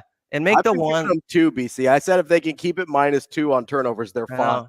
I'm with you. It seems kind of snarky to say it, but it's true. Yeah, yeah, and make the turnover be at like the 50-yard line where you didn't feel like you gave away a score, you didn't give them a score, but something like that. But also, speaking of the offense, I think they've got to find at least one play that's just a major explosive in this game. Which helped them get over the hump, I feel like, in those home games previously, you know, the big pass to Malachi and then to Jalen Lloyd. They're going to need something like that where they get that 55-yard play and it's 7 points right there. And then one defensive or special teams, almost a score, you know, something like that basically sets up a score. And I think that's the formula. And if they do those things, I think they can win. I would maybe slightly favor Maryland, I'll be honest. But I think if they can do those, check off those boxes, they could win and just come to play early. And that crowd, it'll be a crowd that's into the game if Nebraska gives them a reason to. It'll get loud in there if that defense is balling. So that's what I'm hoping for because it'll be a good scene. It's Brian Christopherson, Husker 24/7 BC. We appreciate you as always. We will talk to you again next week. Always enjoy being on, guys. Thank you. Hey, thank you, BC. Great stuff there from Brian Christopherson from Husker 24/7 on our Warhorse Sportsbook hotline. You know, just a reminder, you can play sports bets in Omaha Yeah, now. you can. Andrew knows 6303 Q Street at Horseman's We're Park. actually talking with some Warhorse people today. We are. Our friends at Warhorse Sportsbook. You can go to the casino in Lincoln or the Horseman's Park in Omaha in person to go place your bets, whether it's pro, college, basketball, baseball, football, whatever. They've got you covered. Go to warhorsecasino.com/sportsbook or get the Warhorse Casino app for details and a full list of house rules. Warhorse Sportsbook, no bets, no glory. Coming up next, Andy Kendeigh from KETV.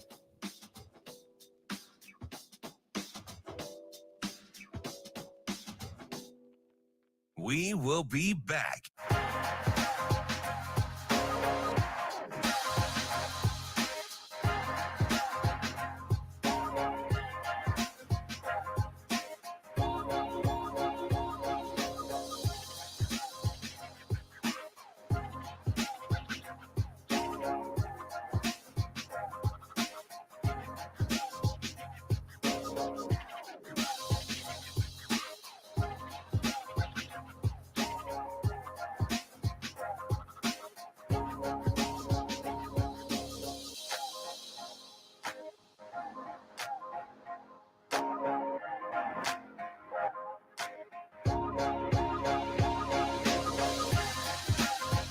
We will be back.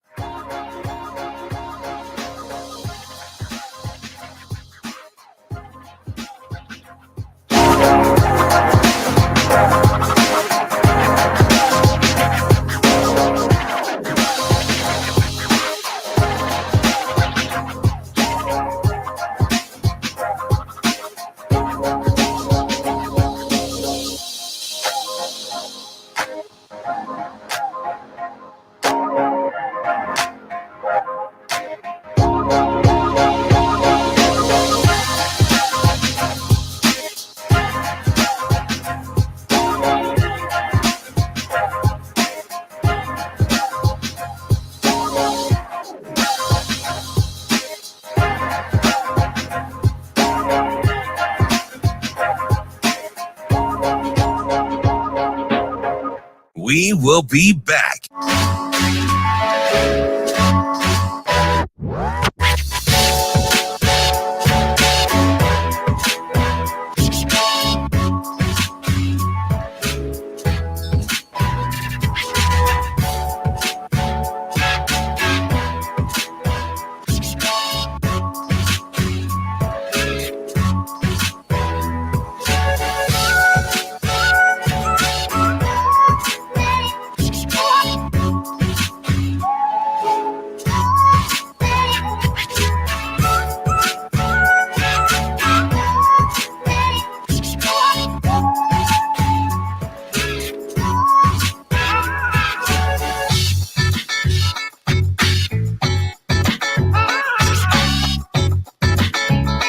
We will be back.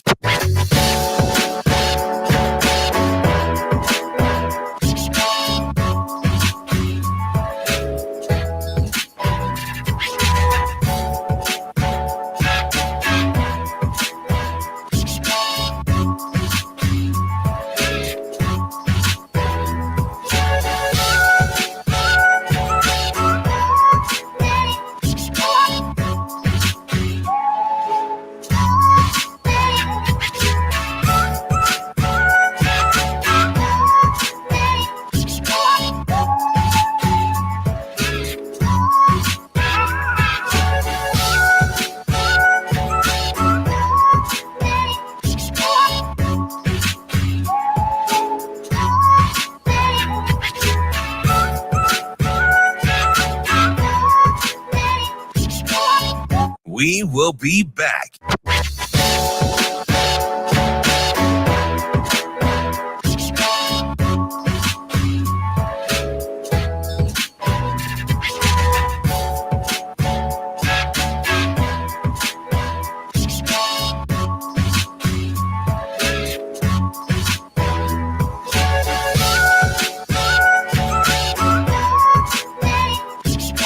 We will be back.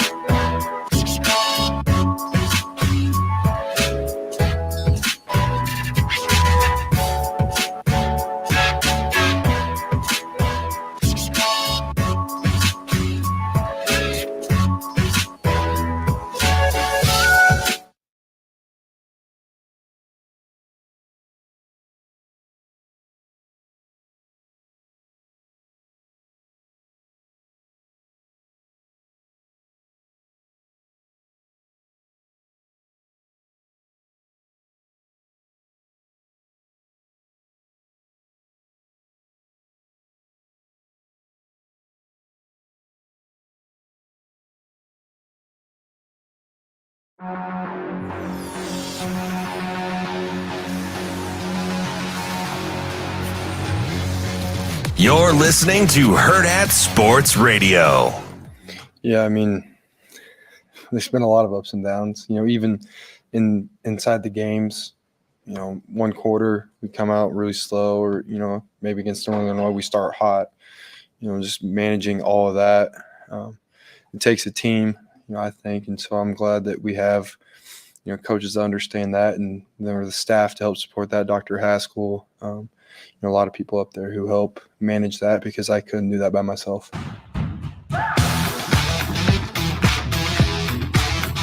We are halfway through the show here on Hurrdat Sports Radio. Yeah, hour number 5, right? Hour number 10 here on Hurrdat Sports Radio. I'm Ravi Lulla. That's Andrew Rogers making fun of me because I never know what day or time it is. It's 8:30 and it's Wednesday, and we're here on Hurrdat Sports Radio on AM 590 ESPN Omaha, ESPN Tri-Cities. We're brought to you by our friends at Dyer Law. If you have been hurt in a personal injury accident, you can count on the Dyer Law team to provide you with a helping hand when you need it. No matter what you're dealing with, call the Dyer Law team at 402-393-7529 or visit dyer.law to chat with trusted professionals. That's DYER.law. And speaking of trusted professionals, there's no one I trust more as a professional than Andy Kendeigh from KETV. AK, what's going on, bud? Suck up. Oh, you are. That's fantastic. Thank you. That's the check's in the mail. Early morning for yours truly, boys. It's signing day. I don't know if you do that. Signing day. Those kids. I was over at Elkhorn North just now. Got Britt Prince and a bunch of her classmates signing letters of intent to play their respective sports in college. Pretty neat. That's pretty awesome. So Andy, I gotta ask you, because I know the Britt Princes of the world get all the headlines, right? Obviously, she's one of the best women's basketball recruits in the country.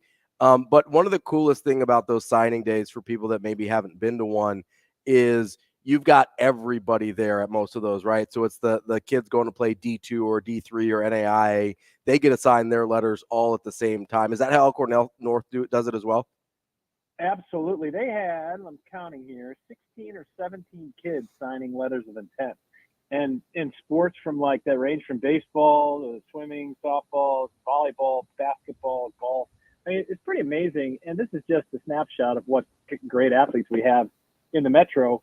It is the coolest thing, though, when they take the pictures with the family, they sign a letter of intent, and then they bring all their classmates or teammates down with them. Mm-hmm. And that's kind of the neatest picture in my deal, because obviously you're going to have the family pictures, but to see the support they get from their other classmates is pretty neat. So, it was a cool deal and good for Britt. We got a chance to talk to her afterwards, and it was interesting talking to Britt because, this was no slam dunk in terms of her decision. Right. And it came up, she said it came down to last week, and she said it came down to Indiana and Nebraska, and she just wanted to stay home and play for Amy Williams, which is a huge gift for that program. And we'll see what happens in the next couple of years. It's going to be an exciting time for that program because, man, she is a unique talent. And people, she's going for 4 state championships in high school, and they have a great team to do it because people forget about McKenna Murphy, and she just signed to play basketball at Colorado State, so she's on that club too. So all eyes will be on Elkhorn North girls basketball when they tip that up. AK, sometimes I forget that I've been up for 3.5 hours, so I lose track of like when people actually go to things. Did all of these things happen before school for these kids? Well, it was a great jigsaw puzzle we had to figure out yesterday. No, the answer is no. Some of them do it this afternoon. Some of them do it at midday. But the majority try to do it in the morning to do it before school. Like Elkhorn North did theirs before their classes started. Yeah, because it varies from school to school. Right, I was curious because you mentioned how a bunch of their classmates showed up for their signing day, and I just didn't know if they wanted to get out of class too.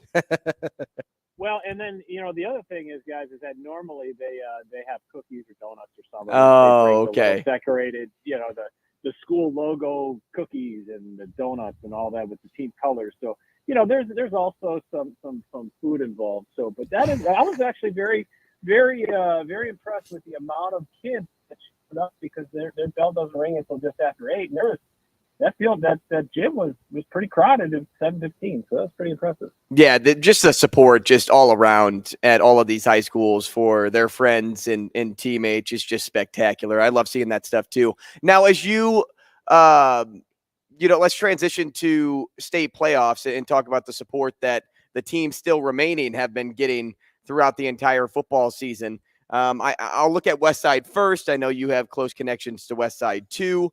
If I set the playoff points, the total number of points allowed at 20.5 for Westside this playoffs going forward, and what they've already given up. So the 6 points that they've already given up. Would you take the over or the under?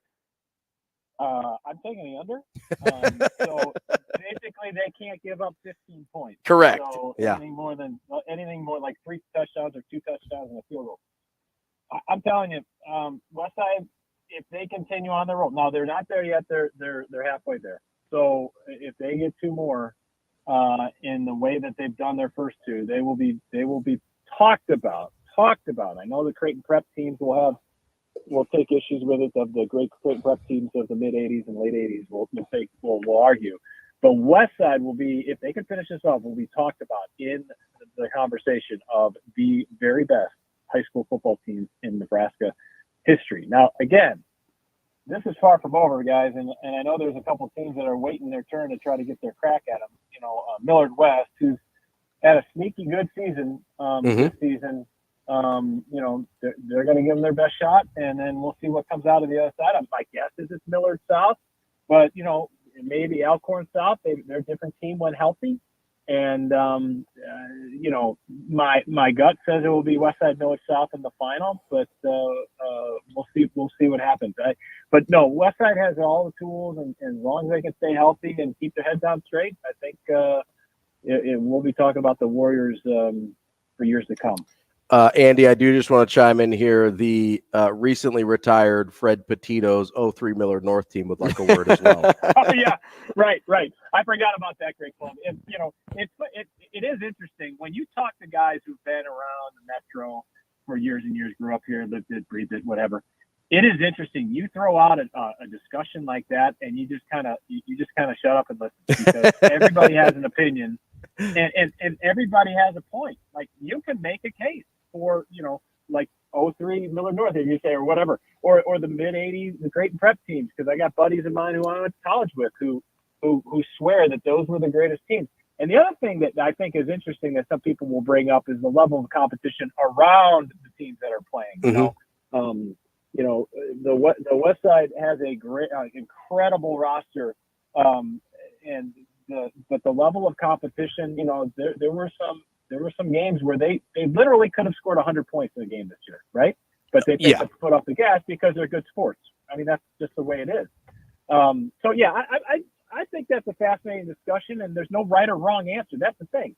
And you can make a case for a handful of teams for the all-time best football teams. I love that type of talk. Just give me I need a cold beverage though.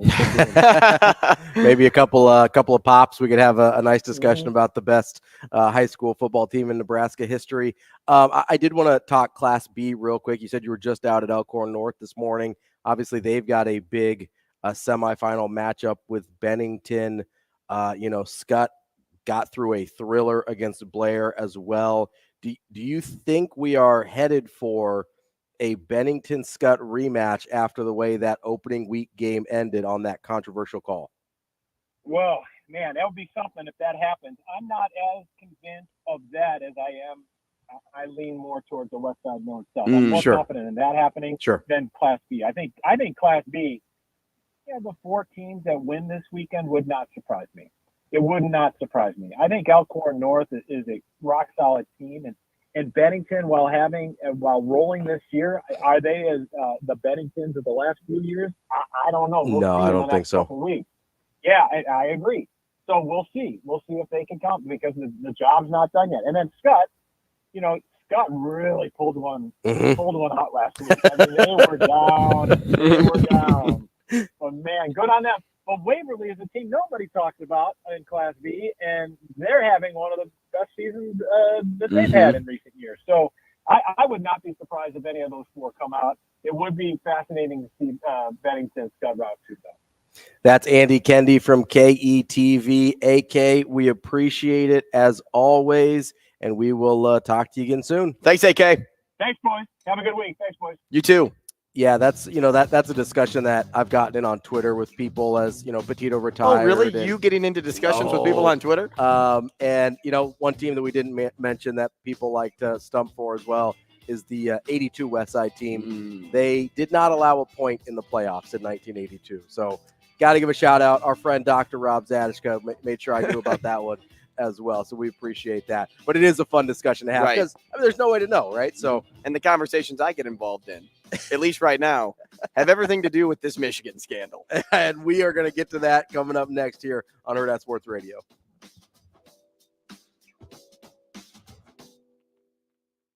We will be back.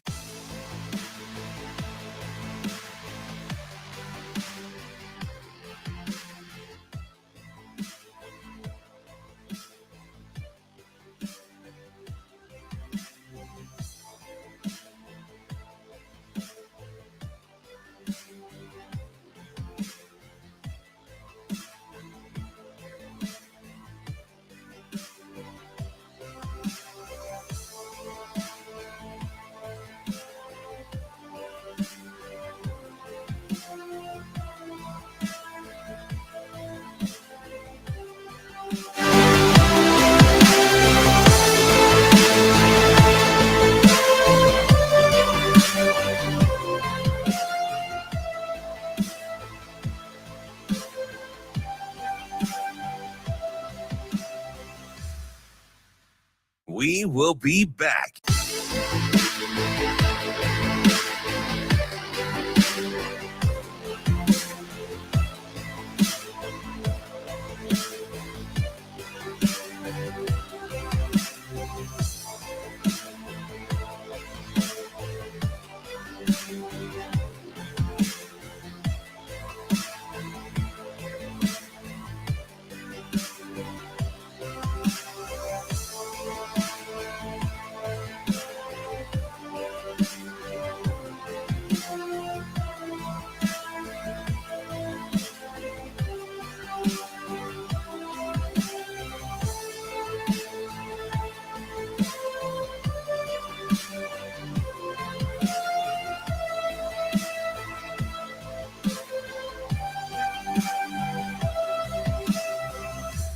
We will be back.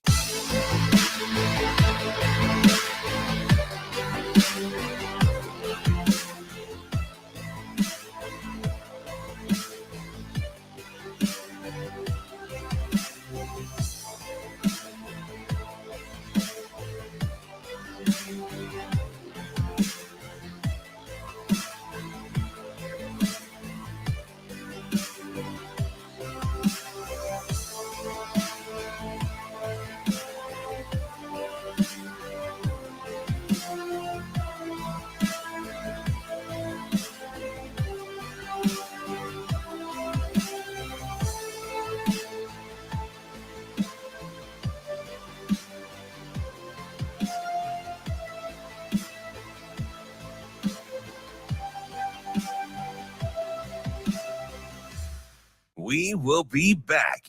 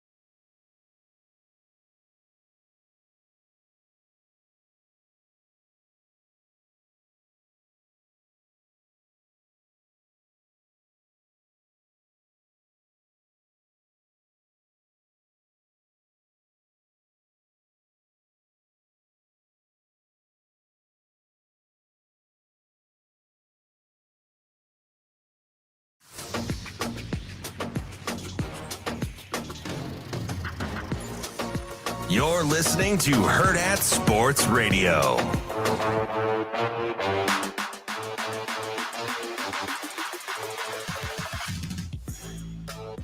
Wrapping up hour number 2. Got it right this time. Yeah, we did. Here on Hurrdat Sports Radio. I'm Ravi Lulla. That's Andrew Rogers. Shane Schilberg producing for us here on AM 590 ESPN Omaha, ESPN Tri-Cities. We're brought to you by our friends at Rockbrook Camera. We love Rockbrook Camera because they're not just about selling you a camera. They're about helping you become the best photographer you can be, whether you're a professional, just casually taking pictures of your life and your friends and family and keeping those memories. Whatever your needs are in the camera department, Rockbrook Camera has you covered, not just with the equipment, the latest technology like mirrorless cameras, but with support after the sale as well, with classes to help you get to know your equipment. You can also trade in your old gear if you're ready to upgrade, or check out their extensive rental department if you just have some short-term needs. Go to rockbrookcamera.com for more information or to shop online. If you want to shop in person, go to 168th and West Center in Omaha or 70th and Pioneer in Lincoln. That's our friends at Rockbrook Camera. I don't know if Connor Stallions went to Rockbrook Camera for his spy gear. I'm sure their equipment would have been more than up for the job. But it would have worked. It for sure would have worked. And, maybe. And he probably took a class or two. He probably had to figure out how to use it. But, man, This thing gets stupider every day, and I love it so much. Yeah, it's just funny because it started on Monday when we heard Coach Rule give his thoughts, and he kind of went like pretty deep into it, deeper than I thought he would. More than I dive. expected, yeah. And he essentially said, like, people aren't going to feel sorry for us, and then a question was asked, like, do you know what your personnel does throughout the week? And he's like, there's not an analyst on our staff that I don't know what they do and their duties and things like that. And by the way, that's true. Like, I know people are like, oh, these staffs are huge and they don't know what's going on, and there's so much to keep track of. Football coaches are control, not just football, all coaches are control freaks by nature. That's why they're good at what they do. Except for Pat Fitzgerald. Yeah, well, yeah. Who didn't know what was going on. Had no idea what was going on. And, that's kind of like what I think about when I think about Jim Harbaugh saying, like, oh, I didn't know Connor Stallions was doing this. Like, yeah, you did. Just stop with the lies. Like, how'd that work out for Northwestern? Yeah. Your head coach got fired. Now, Northwestern also wasn't a good team. Yeah. So it helped to lead to it. Plus, the stuff that he was doing was a lot worse, Yes. I would say, in terms of hurting somebody else than hurting the integrity of the game. Sure. But it's still the, oh, I didn't know argument doesn't work. No. That does not work in today's age. Even if you didn't know, which, again, I don't believe, it is your responsibility to know. It's your responsibility. And that's what we said about Coach Fitzgerald. Yes, even if he didn't know, then it was negligence, right? It's one or the other. Either you knew and were involved or okay with it, or you were negligent and not taking care of your program. Like, those are the only two options, because I know for a fact how coaches think, and they are control freaks. They want control over every situation. The hardest thing for them to do is to be hands off and things like that. And for stuff like that, they'll never be hands off. They want to know what their coaches are doing. They want to know what their analysts are doing. And like Coach Rule said, every one of his analysts, every one of his support staff has a job to do to be there on game day. And so they're not traveling out to places like that. It's the worst excuse. I mean, you can go back to like Rick Pitino at Louisville, who's like, I didn't know they were hiring prostitutes on visits. It's like, okay, bud, where'd the money come from for this GA who doesn't get paid to have something on a visit? It's like, and again, if you didn't know, you're negligent, not taking care of your It's like the program. quote in The Blind Side, right? When Sandra Bullock's like, and you need to take him to a movie, but not a scary movie. Yes. And you have to feed him like barbecue because he likes barbecue or whatever it is. Like Get him in bed by Alfredo. 10. Yeah. Get him in bed by, like, that's how structured these things need to be. And that's how you know that when, like, people talk. Right? Yeah. People run their mouths. You Even if heard through the grapevine. Even if it wasn't your idea in the first place, you cannot tell me that they didn't know, because everybody in the country knew. People called TCU when they got that matchup, and they're like, hey, you better change your signals. You're telling me everybody else knows, but the head coach of your program doesn't know? And, that's funny, too, because you mentioned how other teams are talking to other teams about changing their signals. The most recent update that has come out with this Michigan thing is the Wolverines punch back, or at least attempt to punch back. I think they whiffed on that punch back. Well, I mean, they got hit hard and they had wobbly knees. And, whenever you see a fighter with wobbly knees, they just start like swinging, like just flailing. hoping to get lucky. Yeah. That's where I think Michigan is right now. They take information that was handed to them. And yes, whoever sent, stuff saying like, hey, this team talked to that team and that team talked to this team about your plays. Look, people do that all the time. That's every sport. That's every team. Not illegal. That is against just the rules. Yeah. Well, it's basic huddle film. Yeah. Like, I share with you, you share with me. You can't tell me Michigan didn't do that. Yeah. You can't. Well, maybe they didn't because they had they an had even their more own. reliable source doing that. But still, you can't tell me at one point Michigan did not do that too. Yeah. So let's get off the pointing fingers train and just accept that you got caught. That you did something wrong. Just accept it. Yeah. Because right now, if you accept that you got caught, you probably limit the punishment. Yeah. Versus if you prolong it, and then it gets even further and further, and Petiti goes, I think I'm going to like lay more punishment on you versus like the 2-game suspension or whatever I would give you. Yeah.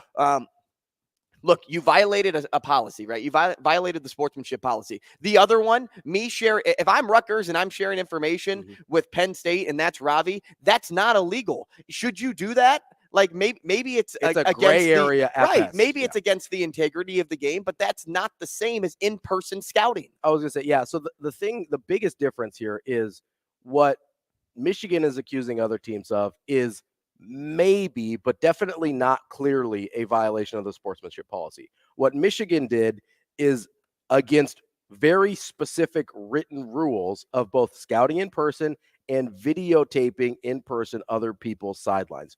Both of those things are explicitly not allowed. You know how much easier it is to pick up people's signals when you're at the game physically shooting the other team's sideline? When it comes to figuring out what other teams' signs are, that comes from watching game film or like national television coverage and trying just to see if you can pick up on something. You're not always seeing that specific sideline and the guy called the play. And look, it's based on like what you see the quarterback doing on the field. Like, is he calling an audible? What are his motions? Like, is he pointing things out? Like, those are the things that you have staff members wasting 10, 12 hours on way after the week, trying to get you up to speed on what to expect from each player. And I can tell you with certainty from having done it, when we would have in basketball, and I get it's different, but the principles are the same. In basketball, when we would have a tournament and we would scout in person the team that we were going to play next, because you all play in the same day in the same arena, basically, in some of those tournaments, is the amount that we were able to know exactly what their calls were and what they were going to do on a given play when we were there in person was so much easier than trying to pick it up from film. Because you can't always see, you can't always hear, you don't know exactly what they're trying to call out all the time. When you're in person, you can see all of that. You have one guy assigned to, hey, what was that call? Make sure you write that down. Then what they run after that, let's diagram that play. It is so much easier to do it in person, which, by the way, is why it's illegal. And, you know, it's funny because Dan Wetzel posted something on Yahoo, an article, and he's kind of like, he's more siding with Michigan than he is everybody else. And the article Dan like posted, at least the body of the posting, not the article, just the posting. Michigan and Purdue broke the exact same rule. They used advanced scouting to steal a future opponent's signals. They may have broken the rule, like the sportsmanship policy rule. Like one was more in a gray area than another. But I'm sorry. No, I'm at the back end of that. They may have used advanced scouting. Both of them used advanced scouting. Everybody uses advanced scouting. One person got it from other teams. One person did it themselves in person. But the problem is they didn't break the same rule. No. It's not the exact same rule. No, it's not. One was in person and the other was using look, they had signs on paper. That doesn't mean that's what it's going to be recreated on the field. Also, it's very specifically not the same rule. That's an incorrect post by Dan. Like, I don't know what he thought he was trying to make there, or if he's just like, well, and I don't know if he was just trying to look for clicks, but there was another point too, that if there was an analogy in the comments, and I'm team comment page, you know that, Ohio State and Rutgers talked about the math test that they took in first period and told Purdue about it, who takes the test in the third period. Michigan broke into the teacher's desk and stole the answer key. Well, like that's the difference. Yes. Well, and listen, there is, again, it's a gray area with the sportsmanship policy of sharing that information with other teams, but it is a literal violation of specific rules what Michigan did. And it's honestly the closest corollary, because it's very similar, is what the Astros did stealing signals versus what everybody else in baseball does. And you know, some of these staffers that were quoted in, I believe it was Nicole Auerbach's athletic story about it, are like, hey, you're allowed to steal signals in baseball. If you can get it from the third base coach, or if you're standing on second base and can see what the catcher's signs are putting down, that's totally legal. What you can't do is use technology and use cameras and all that kind of stuff to signal people or record things to figure out what signals or what pitches are being thrown and what signals are being used. That's the exact same thing that happened here. You have one team doing, like, stealing signals is allowed in college football. Stealing signals is allowed in baseball. It's allowed in sports. There's very specific things you're not allowed to do. Michigan did all of those things. And what's funny that's the difference. What's funny too is you bring up it's a part of the game, but that just also shows how advanced an athlete or a coach is to be able to pick up on somebody's tell or signal and use that against them. Like, that is just really, really good coaching. The other one is cheating. A crime. It's cheating. Coming up next, we've got our friend and colleague Avarie Howard joining us here for the final hour on a Wednesday on Hurrdat Sports Radio. We will be back.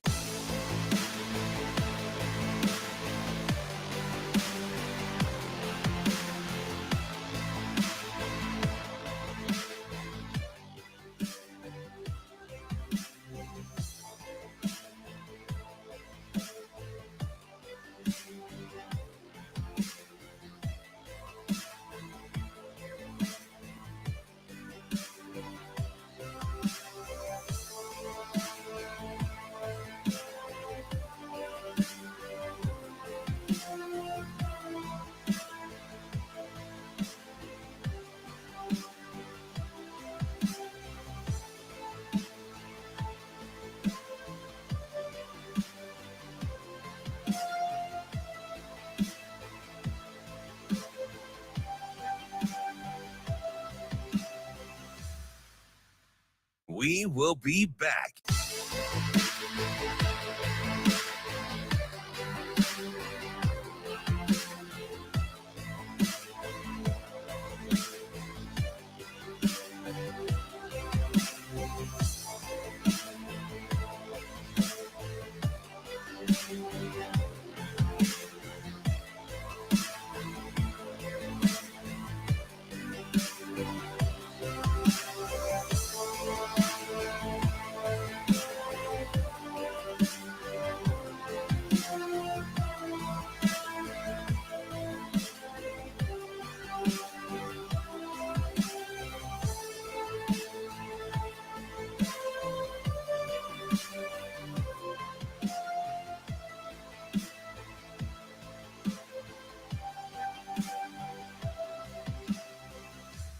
We will be back.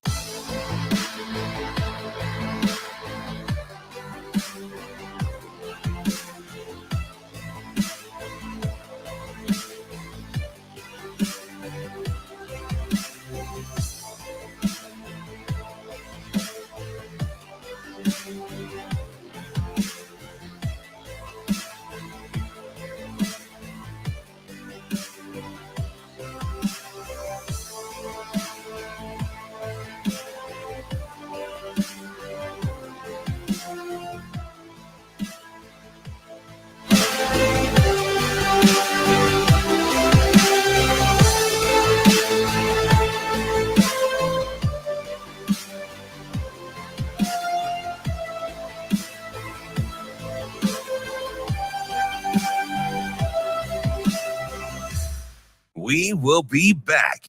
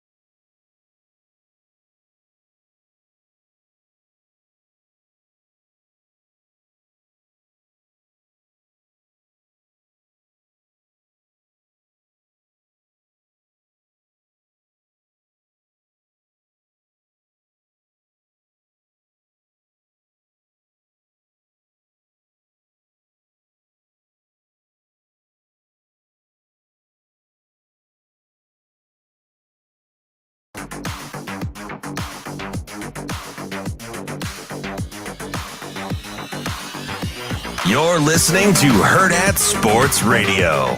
What's the Husker prayer? You know, dear Lord, the battles we go through in life, we ask for a chance that's fair. You know, that's all I want. You know, I want every game. I want the 60 minutes of the game to be fair, not tilted one way or the other. And, I just think I want to do things right so our players learn the difference between right and wrong, even in competitive equity. And I think it's a shame when people say, well, would it have mattered? You know what I mean? Like, if it's a great analogy, but I'm afraid to use it. But so I just yeah, it is what it is. I mean, other people have talked about it. It happened, whether it affected or not. None of that matters to me. I just feel bad for our guys. As they look at me like, hey, coach, what are you doing about this? So I do feel like I need to say something on their behalf. We carry this record, right? But I just want everything to be fair. That's all I care about.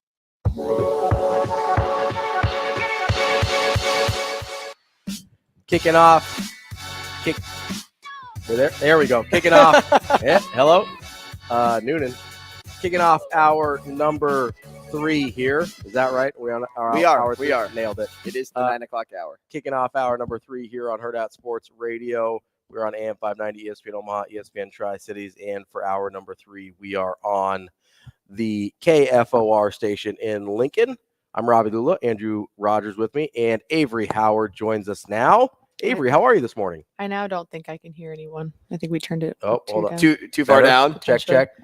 Can you guys hear my voice? Yeah, we got you. you. Okay, then I'm good. Can you hear us? Here we go. All Yes. right, here we go. Yeah. How are you doing this morning? Good. Yeah? Doing good. How was East Lansing? Like outside of the result? Yeah, it was actually pretty cool. It was pretty cool. We got to adventure down to like the little strip of campus to go get food, and they had a really cool little area down there of food and just local places. And it was, a busy Friday night before night of the game, which is always fun, and got to see a little bit of the campus, and it was really cozy and old Big Ten school. I kind of wish we had more time to go adventure, honestly, but they had a lot of stuff figured out. I'll tell you that much, because downtown, no, not downtown, or maybe it is downtown, I don't know, but they're down a little strip of like college bars and restaurants and just close to campus. Sure. They have like walk-up windows for like fast food places. So like they had a walk-up window for like Cane's, and it was packed in there. And like, but it's all like in this little area. Like it kind of looks like there's apartments like stacked on top and stuff. And then they had like a Walgreens sized Target. And then they had like a late night cookie place, and they had like a sandwich shop and like little local places, but they like, you could walk up to the window and get food. Like they had it figured out. And me and David were like, that place has to be open until 3 a.m. Like all these places have to be open. Yeah, but it was cool. It was a fun little atmosphere. And we thought we were going to go watch Husker volleyball play Penn State, and we ended up being in the mix of Parents Weekend. So, but yeah, it was fun. Yeah, that's neat. Yeah, you guys were sending us some like photos and stuff on our teams, and it looked like you guys ended up in a club. So we put our name in at a few restaurants because they had a lot of this was Chinese. Yeah. Yeah. Like, where are we? So we put our name in at a few like the best restaurants recommended in East Lansing, and of course they were like 45 minute waits. We're like, why don't we just put our name in at a few? We'll do the walk and see what else we can find. Well, as we're kind of coming around the corner of the block, there's this one place that David was like, hey, that's actually a brewery that looks like they have a lot of TVs and stuff in there if we wanted to wait, whatever. And they had all the Big Ten flags hanging outside. So we were like, okay, that has to be promising. So we went in there. It was like dead, like nothing going. And we were like, oh, we're not gonna be able to get an appetizer or anything here. I don't even think they serve food here. I think it's just drinks. So we were like, well, maybe we'll come back later to like watch a Husker volleyball game. So we go eat our food, really great food. It was called the Jolly Pumpkin. It was really great. And then we were like, okay, let's bounce over. Back to the nightclub. As we were about to walk in, they like are now like paying, like making you pay cover. And we were like, oh, okay. Did you pay? So it was $5. So we were like, okay, fine. And it wasn't really that packed. Like there was the cover. It was $5. But to go into a place that wasn't packed. So it was really Oh, it was gonna be. It was. I know. Yeah. But we were like at the time, I'm like, I probably would have walked on. But we wanted like a big sports bar to watch Husker game because the TVs we were at the place before didn't have it. I recommended BTN, and it was still in the Ohio State game. So I was like, we're going somewhere else, like whatever. So we go in, we sit, like the front of it is like part brewery, part bar. And then like you can tell there's a ton of space in the back. And there's even like a little private room that had like a fireplace and a lounge spot. So it felt pretty chill. Like we thought we were going to have a chill. Yeah. And all of a sudden it just within 10 minutes, like we got out to the bar to get a drink to watch the game. And it just was like, whoosh, like David kept going, oh, Chad from ATL was on the DJ booth, here we go. And like like all of a sudden it just switched. And so we were immersed in it, but there were some Husker fans back there, so we were kind of like standing by them having like small chit chat. and we were watching Did it get them. really, really loud in there Huh. because of the music? Oh, And then yeah. were you screaming? Yeah, like the next day, I was like, that was not good. Me and Dave were like having casual conversation. I'm watching the Omaha hockey game on one phone. We've got the Nebraska volleyball game on the screen, another phone, and I'm like, ah. The next day, I'm like, oh God, I forgot you have to scream in there. Yeah. Yep. So. Yeah, So college, great weekend. college 2.0. Yeah, for like 2 hours. But Sasha got asked if she was there for Parents Weekend, Oh no, That sucks. which is good. Yeah, No, not good. that was good. Well, for me and David, we thought it was pretty funny. It is funny, Yeah. but Sasha probably decked him. Well, all the I don't even know what she was like, no. Oh, that's good Yeah, stuff. so- So what's your favorite road trip so far this year? Ooh. Honestly, East Lansing was pretty cool just to like actually go see the environment just Yeah. because we usually don't have that much time. But unfortunately, I'd have to say Colorado for sure. Just I mean, it's because just a pretty area. No, it's it is. I love Boulder, first of all. Sasha and I got to go to Pearl Street. You heard it here Big first. Colorado fan over Yeah. there. We heard. Yep, Oh, I love interesting. Boulder. Can we Interesting. take that? Can we cut that up, Shane? Listen here, guys. So when I was young, I we think would we always can cut that up. Thank you. You know what? I'll take it. We used to always go to the mountains like twice a year. We'd go ski, we go in the summer, and we would stay in Denver. And then on our way into the mountains, we would always stop in Boulder. Do you love Boulder? I do love Boulder. I really love Boulder. I love it. It's beautiful. It's awesome.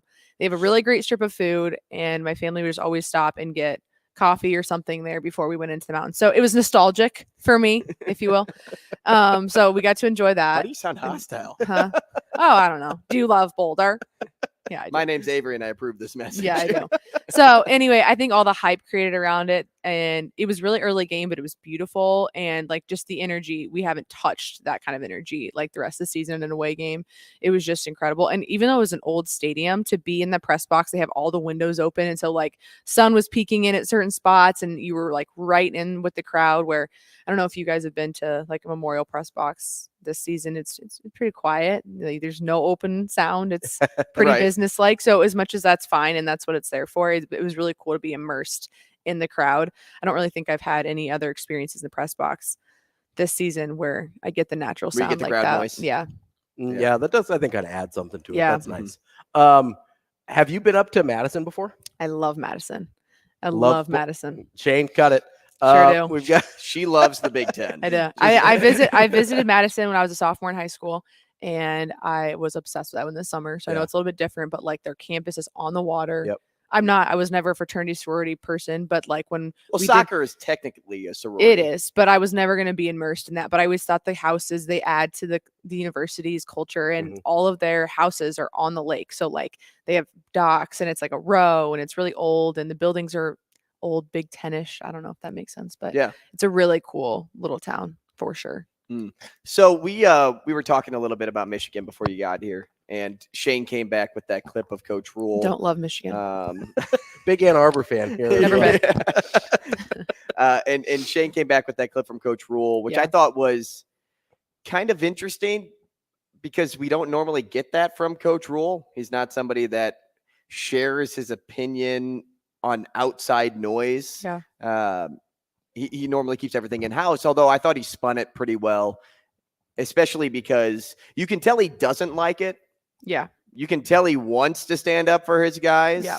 I But love he- the guy. But he can't do that because it goes against the culture and the standard that he has set forth at the program, which I think is like a cool balance that I was able to like truly witness. I mean, they talk about going 1-0 every week. Mhm. They're worried about us, Mhm. not the opponent, day by day, Yeah. right? You get all those things. They're all team focused.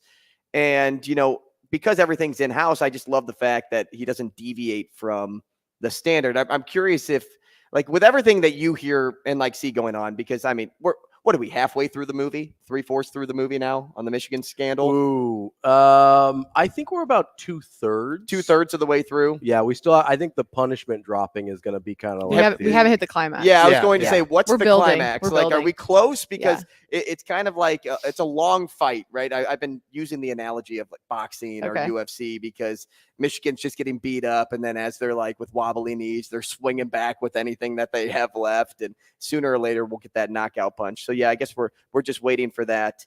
But with everything that you see going on and the way that Coach Rule handled it, do you think he married those two well? Yeah, I think it also is just because the first week when he was asked about it, he went a different direction, and it was more about like, let's just change the way play calling is done in the first place, and like let's just put the dang microphones in the helmet and just do it the way everyone else is doing it.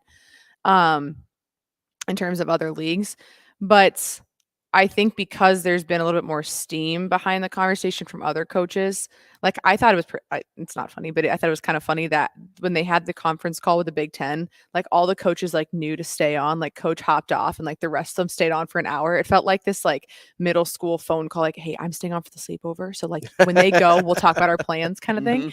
It kind of cracked me up a little bit to know that he just got off and all of them were like, we got an hour. And so I think just because there's been a lot more of communication between the coaches that we know about what's happening, it's pretty transparent that there's clearly like a all versus one situation happening right now. I think there's a little bit more confidence. And rightfully so. Right, for sure. And I think there's a little bit more confidence to say, before I didn't know all the details, I knew some.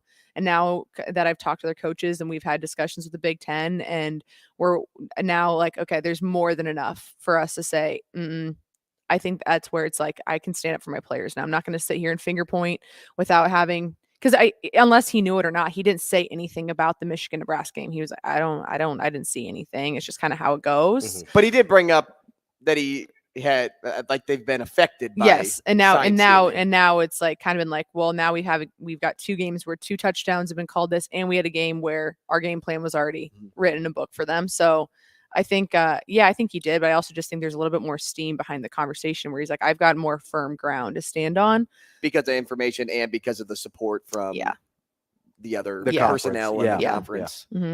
Yeah, that makes a lot of sense. It's I'm really interested to see what how this plays out with Tony Petitti, because I apparently now Michigan's threatening legal action if the Big Ten does anything before the NCAA investigation's done, which I'm not sure what grounds they would think they have for that, since there's literally a and policy. You know what's so funny about that? If I can just butt into your point here before you ask your question, do we not realize that if Michigan or a Big Ten team makes it to the college football playoff, that the conference gets money?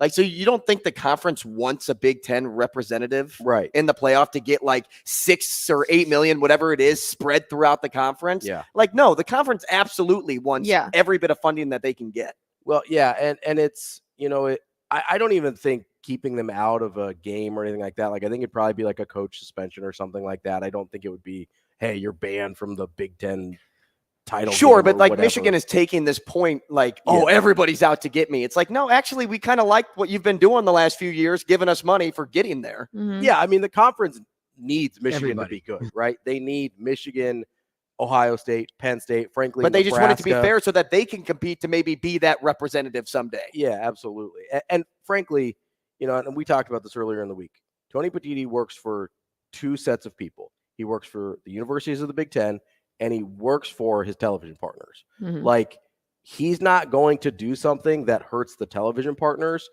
even if it makes the Big Ten coaches mad. Like, he has to find a balance of, hey, what's going to appease the other Big Ten schools that we actually punish Michigan, but not make our TV partners mad who know that Michigan is one of the biggest properties that we offer to them.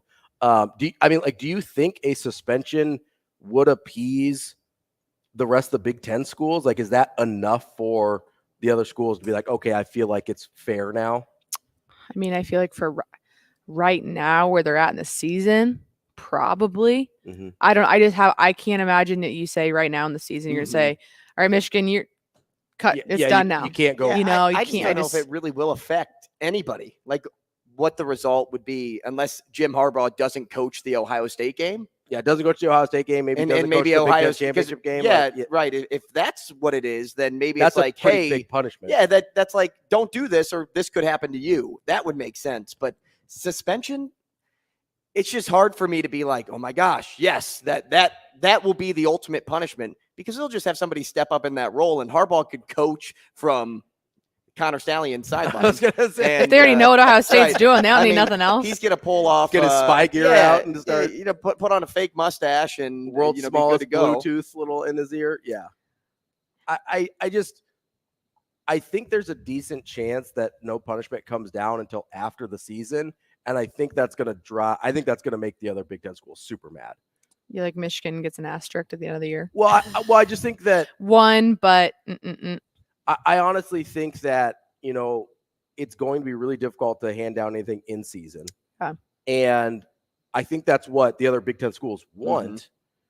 But you're going to cause a huge bleep storm if you don't take action. If you don't take action, but you're also going to cause one if you take action mid-season and basically derail Michigan's season. Like you're in a really tough spot if you're Tony Petitti, and I really don't know what the right answer is because I'm not sure there's a win for him here.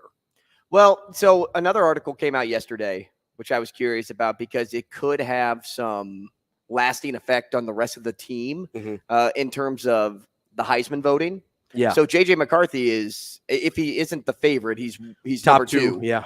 And there was a Heisman voter out of Indiana that wrote an article, which you're not really supposed to talk about the Heisman, like at all. Yeah, who you're planning on voting for. Right. Like You're just not supposed to do that. So you could essentially forfeit your vote. Yeah. People have lost their votes. If you go too far. So he's taking a risk by posting an article like this, but he's essentially saying how it's not fair to give JJ McCarthy a Heisman vote if Michigan did indeed cheat in terms of calling plays, because all that does is impact his stats. If he knows what's happening, he's throwing for 500 yards and 10 touchdowns, right? If Ravi knew everything that was about to happen, he would throw for 400 yards and 7 touchdowns. Yeah, right? that's because I can sling it. Right. Though. Yeah. I mean, you got totally. You have an arm like Tristan Alvano has a leg, right? Yeah. But 67-yarder. Let's do it. 67-yarder. I got a question for you in a moment. It's about that point.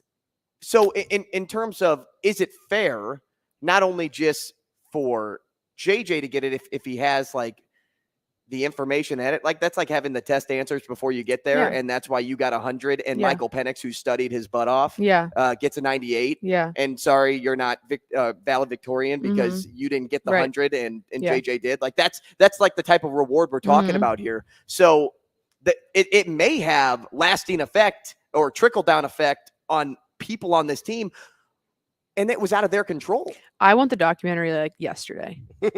Well, you're just a documentary fan. I am, but like this is what I'm like. I want it. Like it might be like 20 years down the road when like JJ like pulls the chair and he sits down, and because I just want everyone else's perspective of it, and then I want like the evidence that people go back and pull camera footage and they see stallions in different places. And then you have this crazy analytical guy that's pulling all the ticket situations. And I want all of it to like be in one piece, because right now we're piecing it together as much as we can. But I can only imagine in the locker room, like all this is happening around you, and how much of it are people being like in that locker room, like, oh, okay, maybe I knew something about, but I don't really know how it's affecting me. I've seen this guy. Like, I know this guy. I didn't know he was doing that. Like, there's so many staff members on a football like team. So that I don't know how much the players do know, how much they don't know. And like, and that's the stuff I want to know right now. Like, we could all be like, how do they don't know? But like, we could also be like, they maybe might not be in any of this at all. And I want I want all of it. You want the information now. Right? I want the sit down on the chair. And it's going to be a great documentary. Someday, like, it would be a dream to be a part of a documentary like that, like be interviewed for like something you know a ton about. So like if you were in Ann Arbor reporting on this, like you're probably getting called by ESPN to put together this 30 for 30. Hopefully they don't call Dan Wetzel, because I don't know what's happening that article was crazy. Did you see that one? So Wetzel essentially said what Purdue, Rutgers, and Ohio State did by sharing signals that they that analyzed on game film. They shared it amongst each other, whether it was Michigan signals or other signals. In this case, it was Michigan signals, because that's what Michigan is using as kind of their like, hey, somebody did it to us too. He's claiming that's the same as what Connor Stallions in Michigan did. I did see. And it's completely wrong. Yeah. Like, that's not the same thing. Yeah. In-person scouting is completely different. Yes. And than recording, coaches by the way. talking to each other. Yeah. It's either clickbait or just exceedingly stupid. Like, and I don't know which one it is. Or there's just no new developments. So it's like, guess what? I'm going to say something real dumb and see what happens. Like, kind of like what I say on the show every day, something dumb and see what happens. Just see what happens.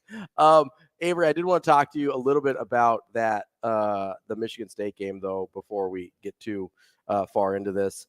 I obviously the offense struggled Yeah. mightily against Michigan State. Did you have an issue with the play calling, with the amount that they asked Heinrich Haarberg to throw the ball? I know we've talked about it a lot before.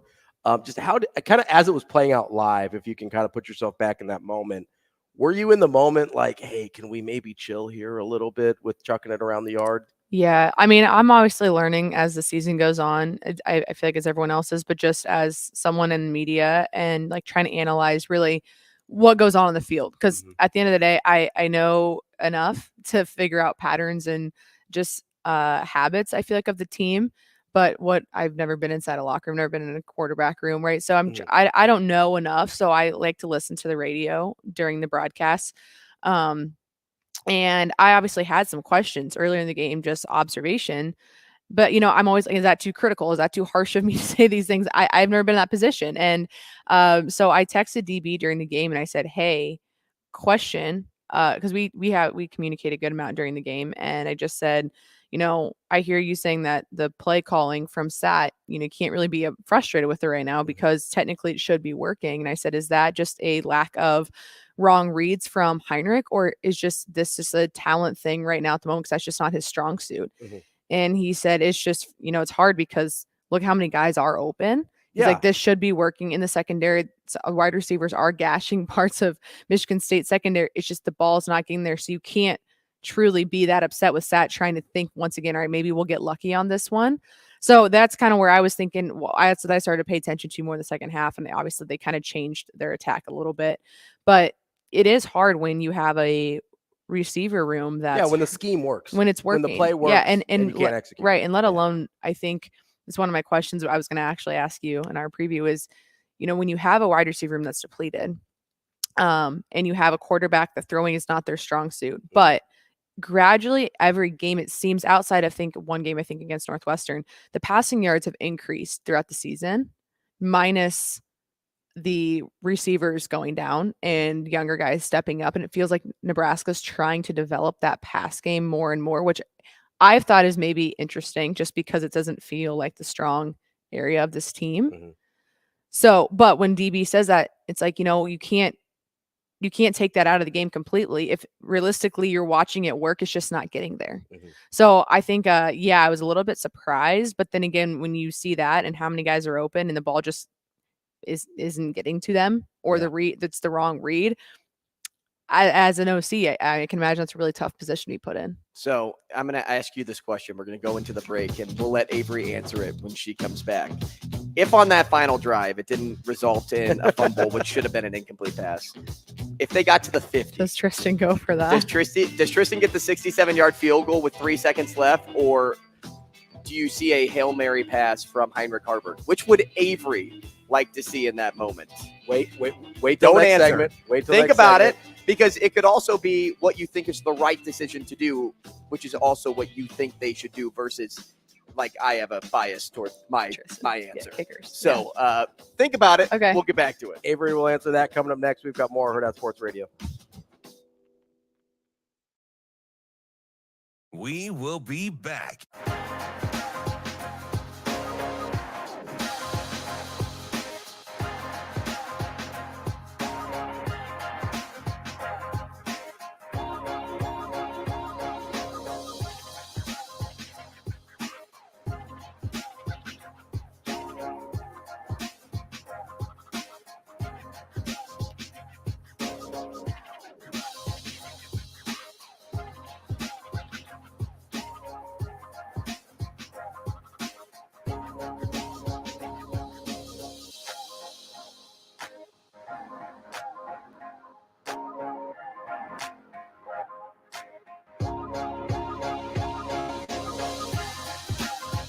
We will be back.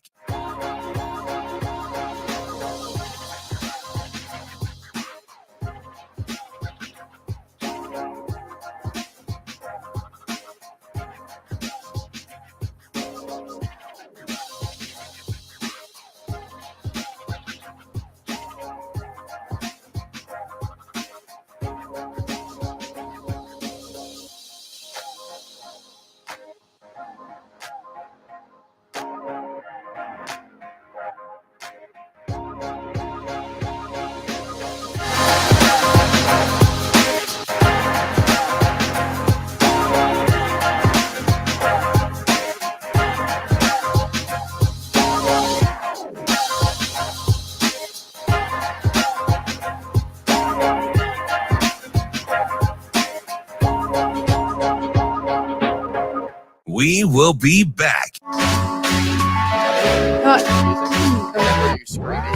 Yeah, like the next day, I was like, that was not good. Me and Dave were like having casual conversation. I'm watching the Omaha hockey game on one phone. We were the Nebraska volleyball game on the screen on their phone, and I'm like, ah! Next day, I'm like, I need to scream. And so college 2.0. 2 hours, but Sasha got asked if she was out there.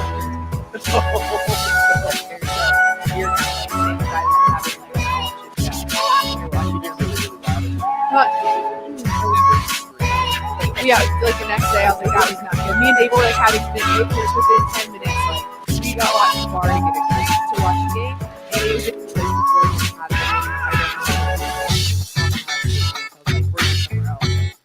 so we just really thought it is funny, but not the public yet. We will be back. College 2.0. Yeah, for like 2 hours. We came on one phone. We got the Nebraska volleyball game on the screen on their phone, and I'm like, ah! Next day, I'm like, I'm screaming.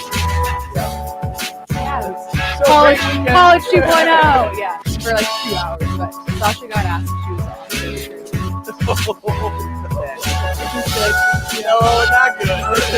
Well, for me and David, we thought it was It is funny, but not the public yet. well, all these people, she looked, I don't even know, she was like, no.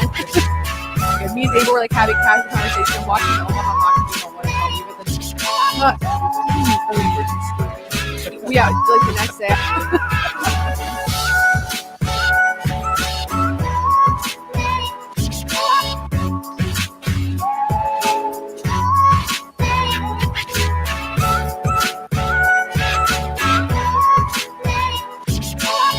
We will be back.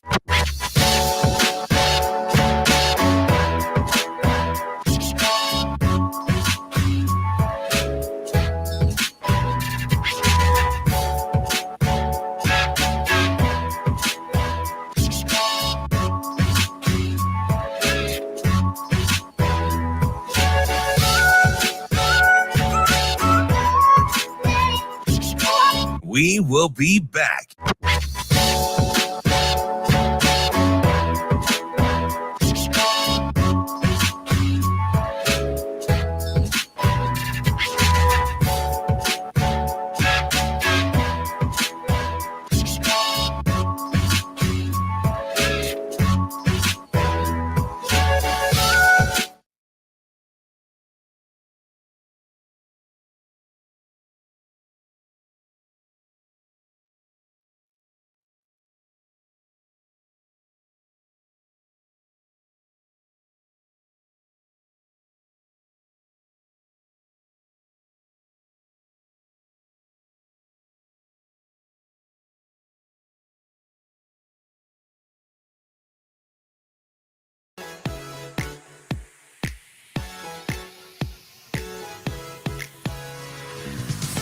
You're listening to Hurrdat Sports Radio.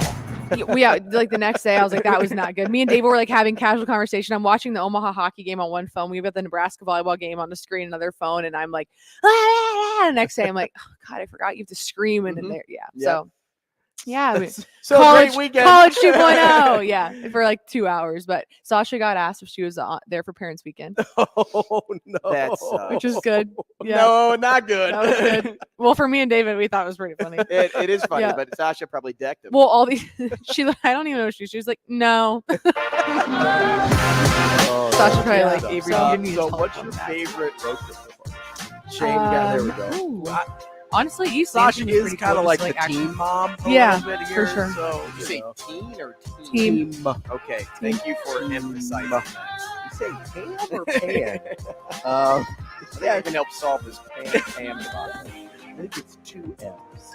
No, it's she's kind of our Hurrdat Sports team mom, sure. so it's kind of a parents' weekend. It's I mean, not when you in got the- me and David over here with you, I mean, not in the traditional sense of a college parents' weekend, Yeah. but all right. So Avery, Andrew asked you a question yeah. before we went to break here. A question that him and I have disagreed about all week.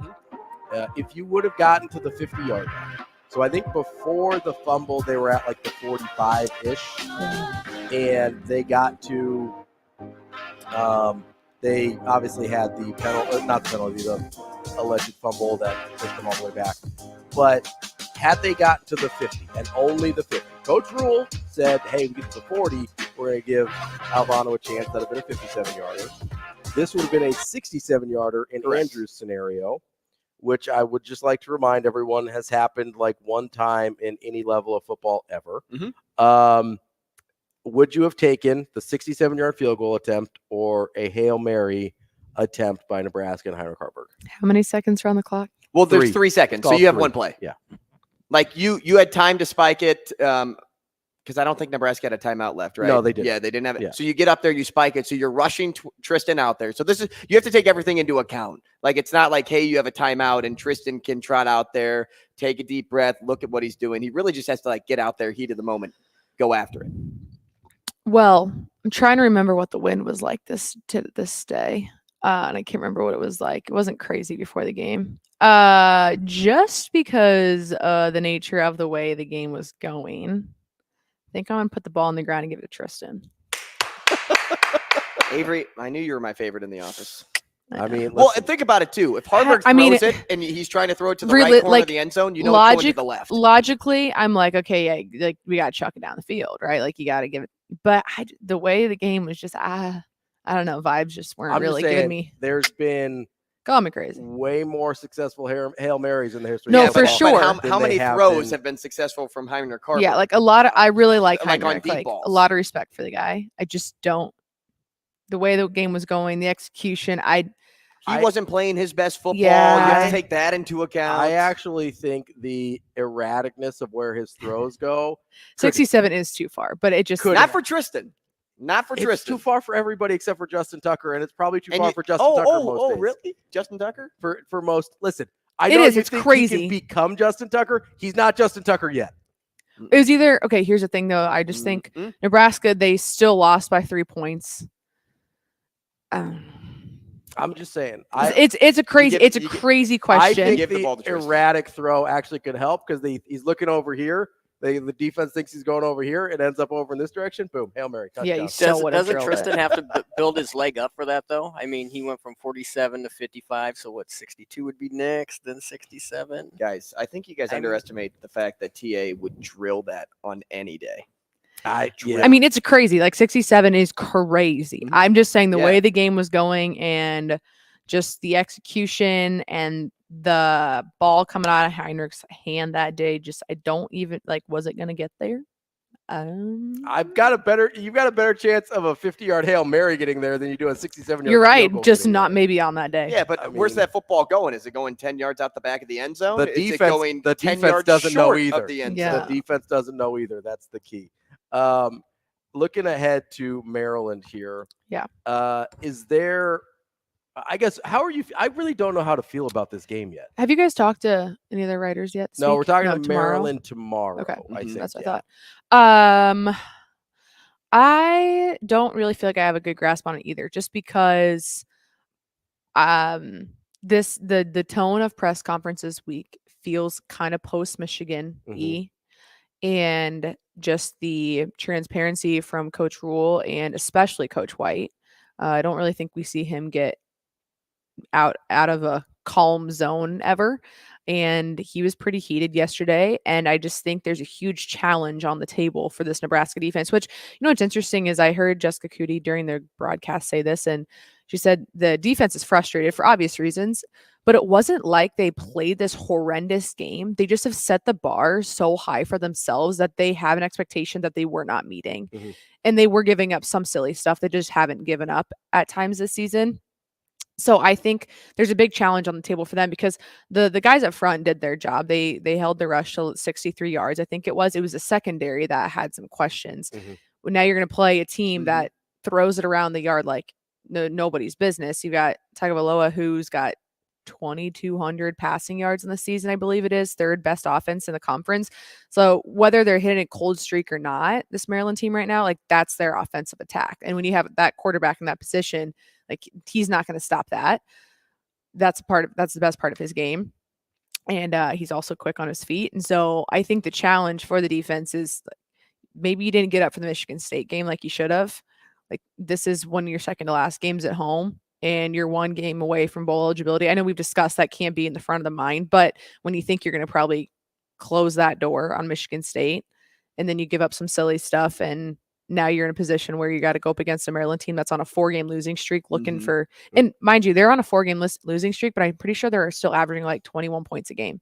So I think it's like 17, 17, 23, 27 in their last 4 losses. So they're still going to find ways to put points on the board. Well, that offense always will. Right. That offense, I mean, when you have Talia Tagovailoa just as your quarterback, he's one of the best in the Big Ten for a reason. For sure. That's why you get that. Now, going back to your Michigan State point just real fast in regards to the secondary, like, yeah, they lacked in certain areas, but you also have to give some credit to Michigan State too for how cute they played on offense. Yeah. Like they would try to put together some trickery, which in a lot of cases may bring your secondary up, which caused some chunk plays for Michigan State. And they didn't get a lot. Like, what did they have? 4 chunk plays in that game? Yeah, it was like 3. I think it was like 3 or 2 explosive plays in the first half that kind of just.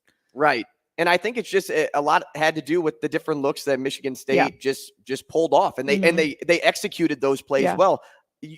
Those plays are called boom or bust for a reason. Right? You either get a ton out of it or you lose 15 yards if it doesn't go well. I'm curious how much of it Nebraska expected to see that, because they were playing with a quarterback. They had 2 quarterback situation. They were doing that thing where they would use one to rush and the other guy would kind of come in and help him get out of the end zone. And then so I'm just curious. And that's kind of how it's been in the few weeks leading up to that game. So I'm just curious if Nebraska also didn't really know what to expect.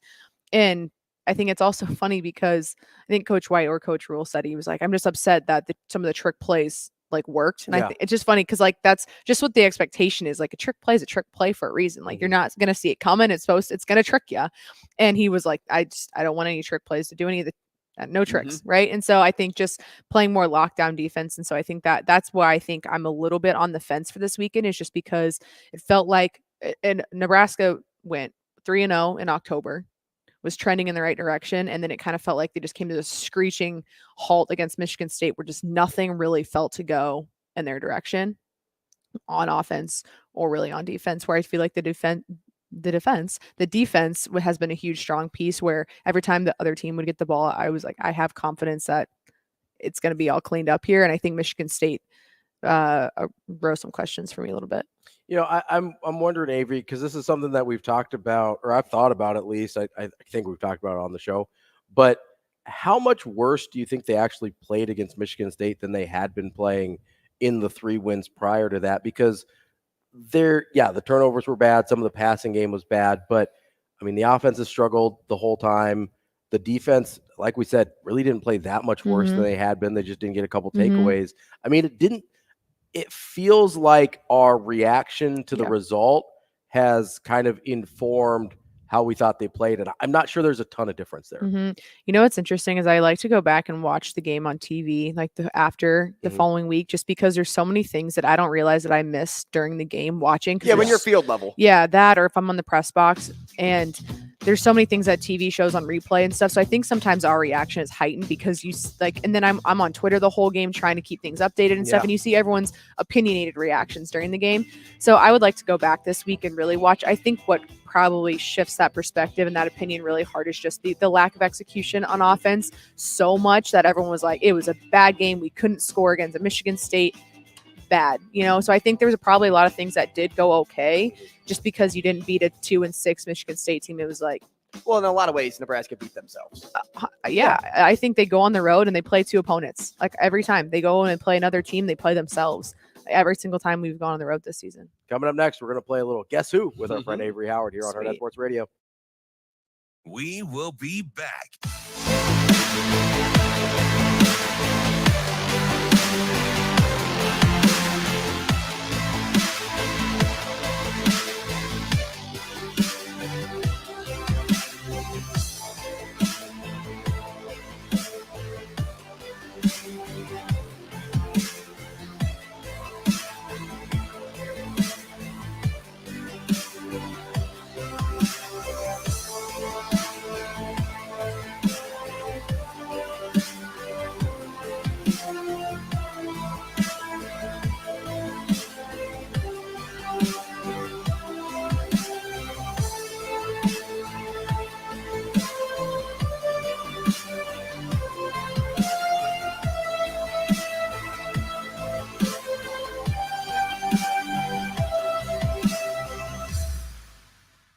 We will be back.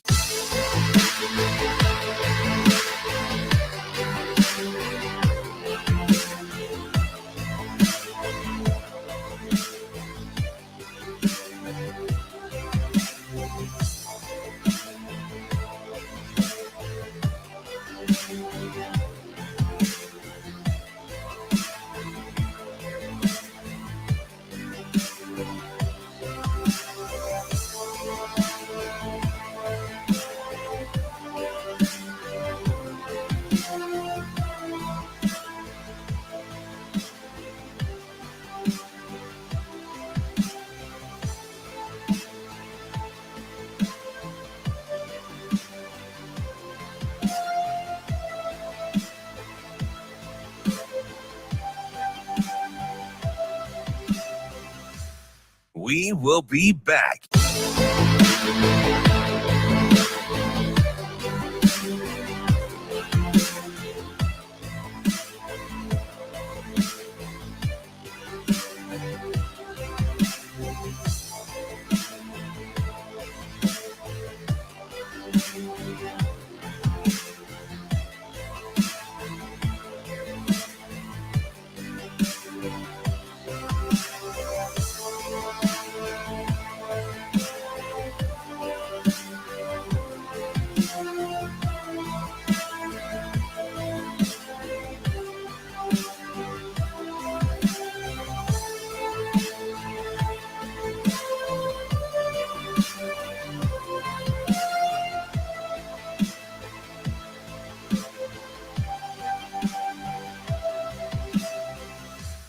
We will be back.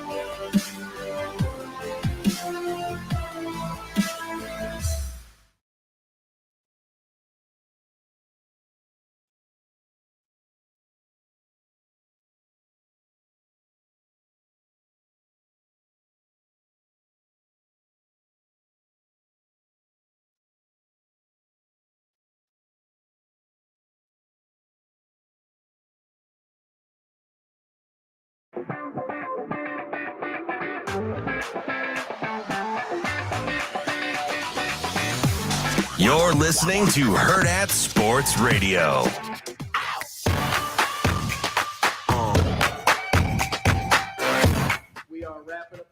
We're wrapping up the show here on a Wednesday on Hurrdat Sports Radio. I'm Ravi Lulla, Andrew Rogers here with me, Avarie Howard with us as well on her normal Wednesday spot. And it's time for Avarie's favorite game. We're going to play 2 weeks ago a little. Yeah, I know. You've kind of fallen on hard times, and guess who?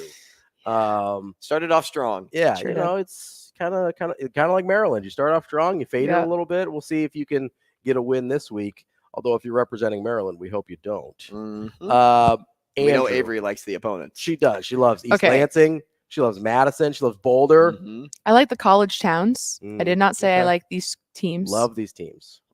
Big Colorado and Wisconsin fan. Avarie Fake Howard news. here. That's fake news. That is not true.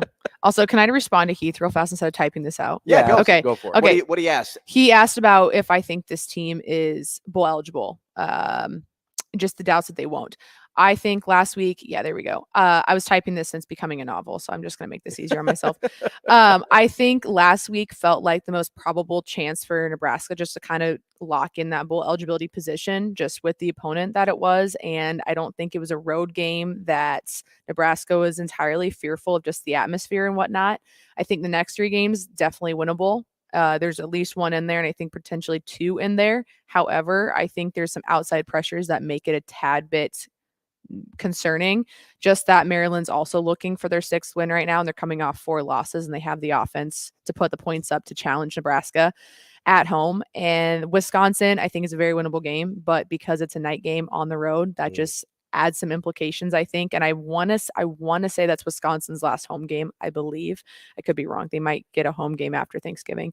And then there's Iowa, which is just an Iowa-Nebraska game. So no matter what, it's always going to, no matter how many points Iowa puts on the board right now, they find a way, and it's an Iowa-Nebraska game. So it usually seems to be an ugly back and forth, just tough battle. So I think there's a win in there. I just think Nebraska's got to do their best to block out the outside implications, or even just the outside pressures of the schedule. I mean, this weekend, if they can do that, I think it allows them to play pretty freely the following 2 weekends. And who knows, it could be a 3-0 situation. That's a crazy maybe statement, but if you lock in that 6th win, I'm just curious how that frees the mind of this team. So if you are 5-6 going into the Iowa game, yep. Kind of a 2-part question here.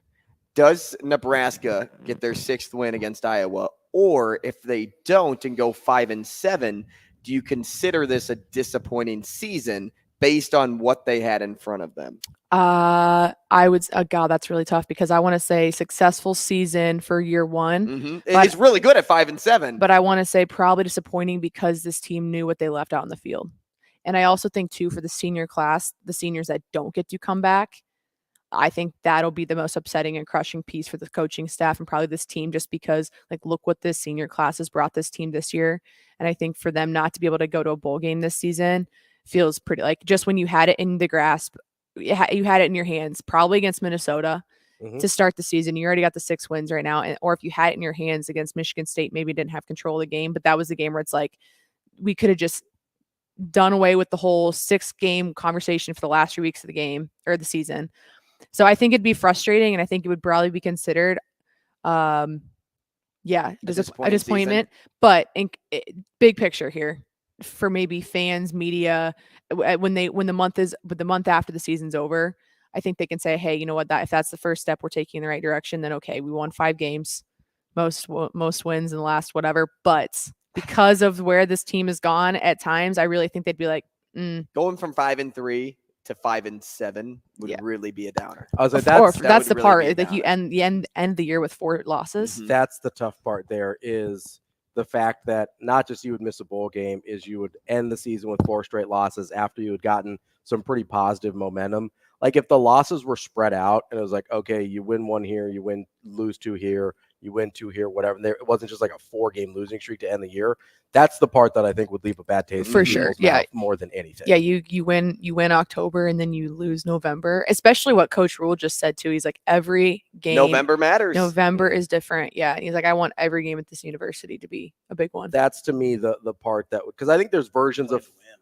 I think there's versions of 5-7 this year that people could have lived with. Yeah. That's not one of them. No. The way that we're set up, if it ends up that way, which I don't think they will, I think they end up getting bowl eligible. But if it ends up 5-7 this way, this is not one of the okay ways to end up 5-7. No, I totally agree. Totally. If you say record and not how, like how do they get there? Yeah. Could live with 5-7. Okay. Right? But where they're at right now, to say they end 5-7.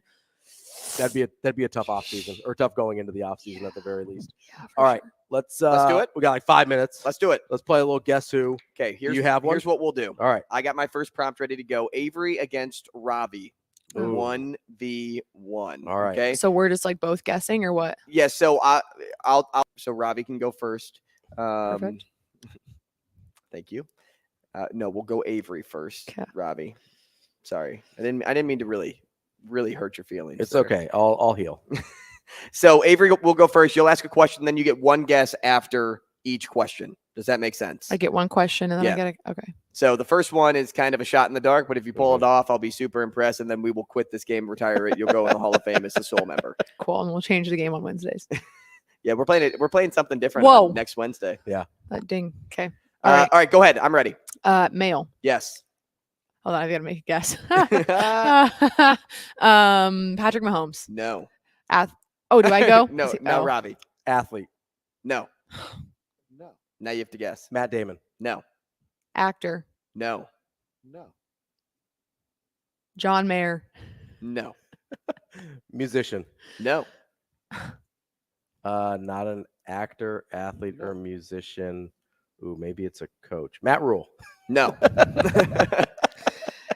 Comedian. No. This puts me in a weird spot, doesn't it? Yeah, because we're still on mail. Sure is. Great. We're just gonna The Rock. No. Can you imagine if I tried to pull the fast one on you guys? Okay. Let's see. Not an actor, musician, comedian, or athlete. What famous people are left? Let's see. Do they work in sports? Yes. Okay. Okay. Scott Van Pelt. No. No. Do they host a show? No. They don't host. Stephen A. No. Do they work for a team? Yes. Andy Reid. No. Do they work in football? Yes. Robbie's like trying to figure it out here. Tony White. No. Oh, I probably should get to the next question. Are they a coach? Yes. Connor Stallions. Recently fired. Does that count? And I don't think he ever was a coach. But great answer. I mean, you know. Do they work in college athletics? No. Oh. Okay. Bill Belichick. No. All right. So we are at professional football. They work for a team. They are a coach, I think. Correct. Yeah. Ooh, okay. Who else are we thinking? Let's see. Matt Eberflus. Well, you can ask your question. Oh, yeah. And it's Eberflus. Yeah, it's Great hire. Terrific hire. Yikes. You love to see it. Are they a head coach? Yes. Sean Payton. That's right. Yes! Unbelievable. What did you guys talk about earlier? Sean Payton. Nothing. No, we Sean Payton. haven't talked about the Broncos at all. Yep. That's why I thought it was crazy. That's why I thought it was Stallions, because I was like, man, we've been talking about Michigan so much. You're Well, kind of obsessed. with you asked if he's a comedian, and I was like, kind of, like in my head, but I'm like, that will throw him off. So. Yeah. Wow. Why Sean Payton? What about the Broncos? Is I don't front of know. mind right now. I don't know. I just Probably came because you're talking about how much you love Boulder. Probably. maybe. No, I came in with Sean Payton. Sean Payton went to Eastern Okay. Illinois. My There you dad went go. to Eastern Illinois, There so we I don't know go. if that like had any correlation. But I'm like, what's a coach? Because we haven't done a coach yet. I don't think we've had a coach. Didn't Jimmy G go to Eastern Illinois too? He sure He did. did. And Tony Romo? Sure did. Look at That's that. pretty good. I don't know anybody else. so That's don't all I ask. got. That's all I got. I think one of my friend's parents went to Eastern Illinois. All right. Besides you. Who's got one more? Do you want to go? You got My computer's frozen. So, or let me see. Actually, let me look up. Do we We have got a one? minute 45. Do you think we can pull it off in that amount of time? Absolutely not, but we're going to try Wait. anyway. Hold on. I might have one that I think you guys can. Do you have one? Yeah. 1 second. Hold on. Do you know about the person? Like enough that I think I Yeah. can. get Okay. you I'll guys. go first. Yeah, Is go it a Okay. female? No. Is it an athlete? No. Is it a musician? No. Is it an actor? Yes. Unbelievable. Male actor. I Okay. am so bad at male actors. It's okay. You'll know this one though. We're Has he making it been quick. has he been in a movie, like a new movie, in the last 3 years? No. You said no? No. Are they over 50? No. Ooh, younger actor not in movies right now. Action movies? No. Ooh, I wonder if it's TV. Or is it a TV actor? No. Are they in comedies? Like primarily? No. Well, no. Is it Ben Affleck? No. Is it a heartthrob? No. Is it Think seasonal. Christmas movies? Or Thanksgiving or Halloween. She just watched Hocus Pocus. That's I true. don't know who's in that movie though. I don't either. Let's see. It's a male though. Are they in Christmas movies? Yeah. Christmas movies. Come on. Oh, I got it. Come on. Christmas with I got it. Go. No. Go. Is it Jim Carrey? No. What? No. Tim Allen. No. Will Ferrell. There's 3 of them. There's 3 of them. There's 3 Christmas movies. There's No, there's 3 in a row. There's 3 in a row. How much time we have? I don't know. I'm under pressure. I don't know. Kevin! Macaulay Culkin. Macaulay Culkin. Ah, there we go. That's the Home Alone was on TV yesterday for the first time, so it came. Yeah. Nice. There we go. Nice. That's the show for a Wednesday. We will be back tomorrow. I'm Andrew. That's Andrew. I'm Ravi Lulla. That's Avarie Howard. We gotta go. And I'm Aaron Andrews.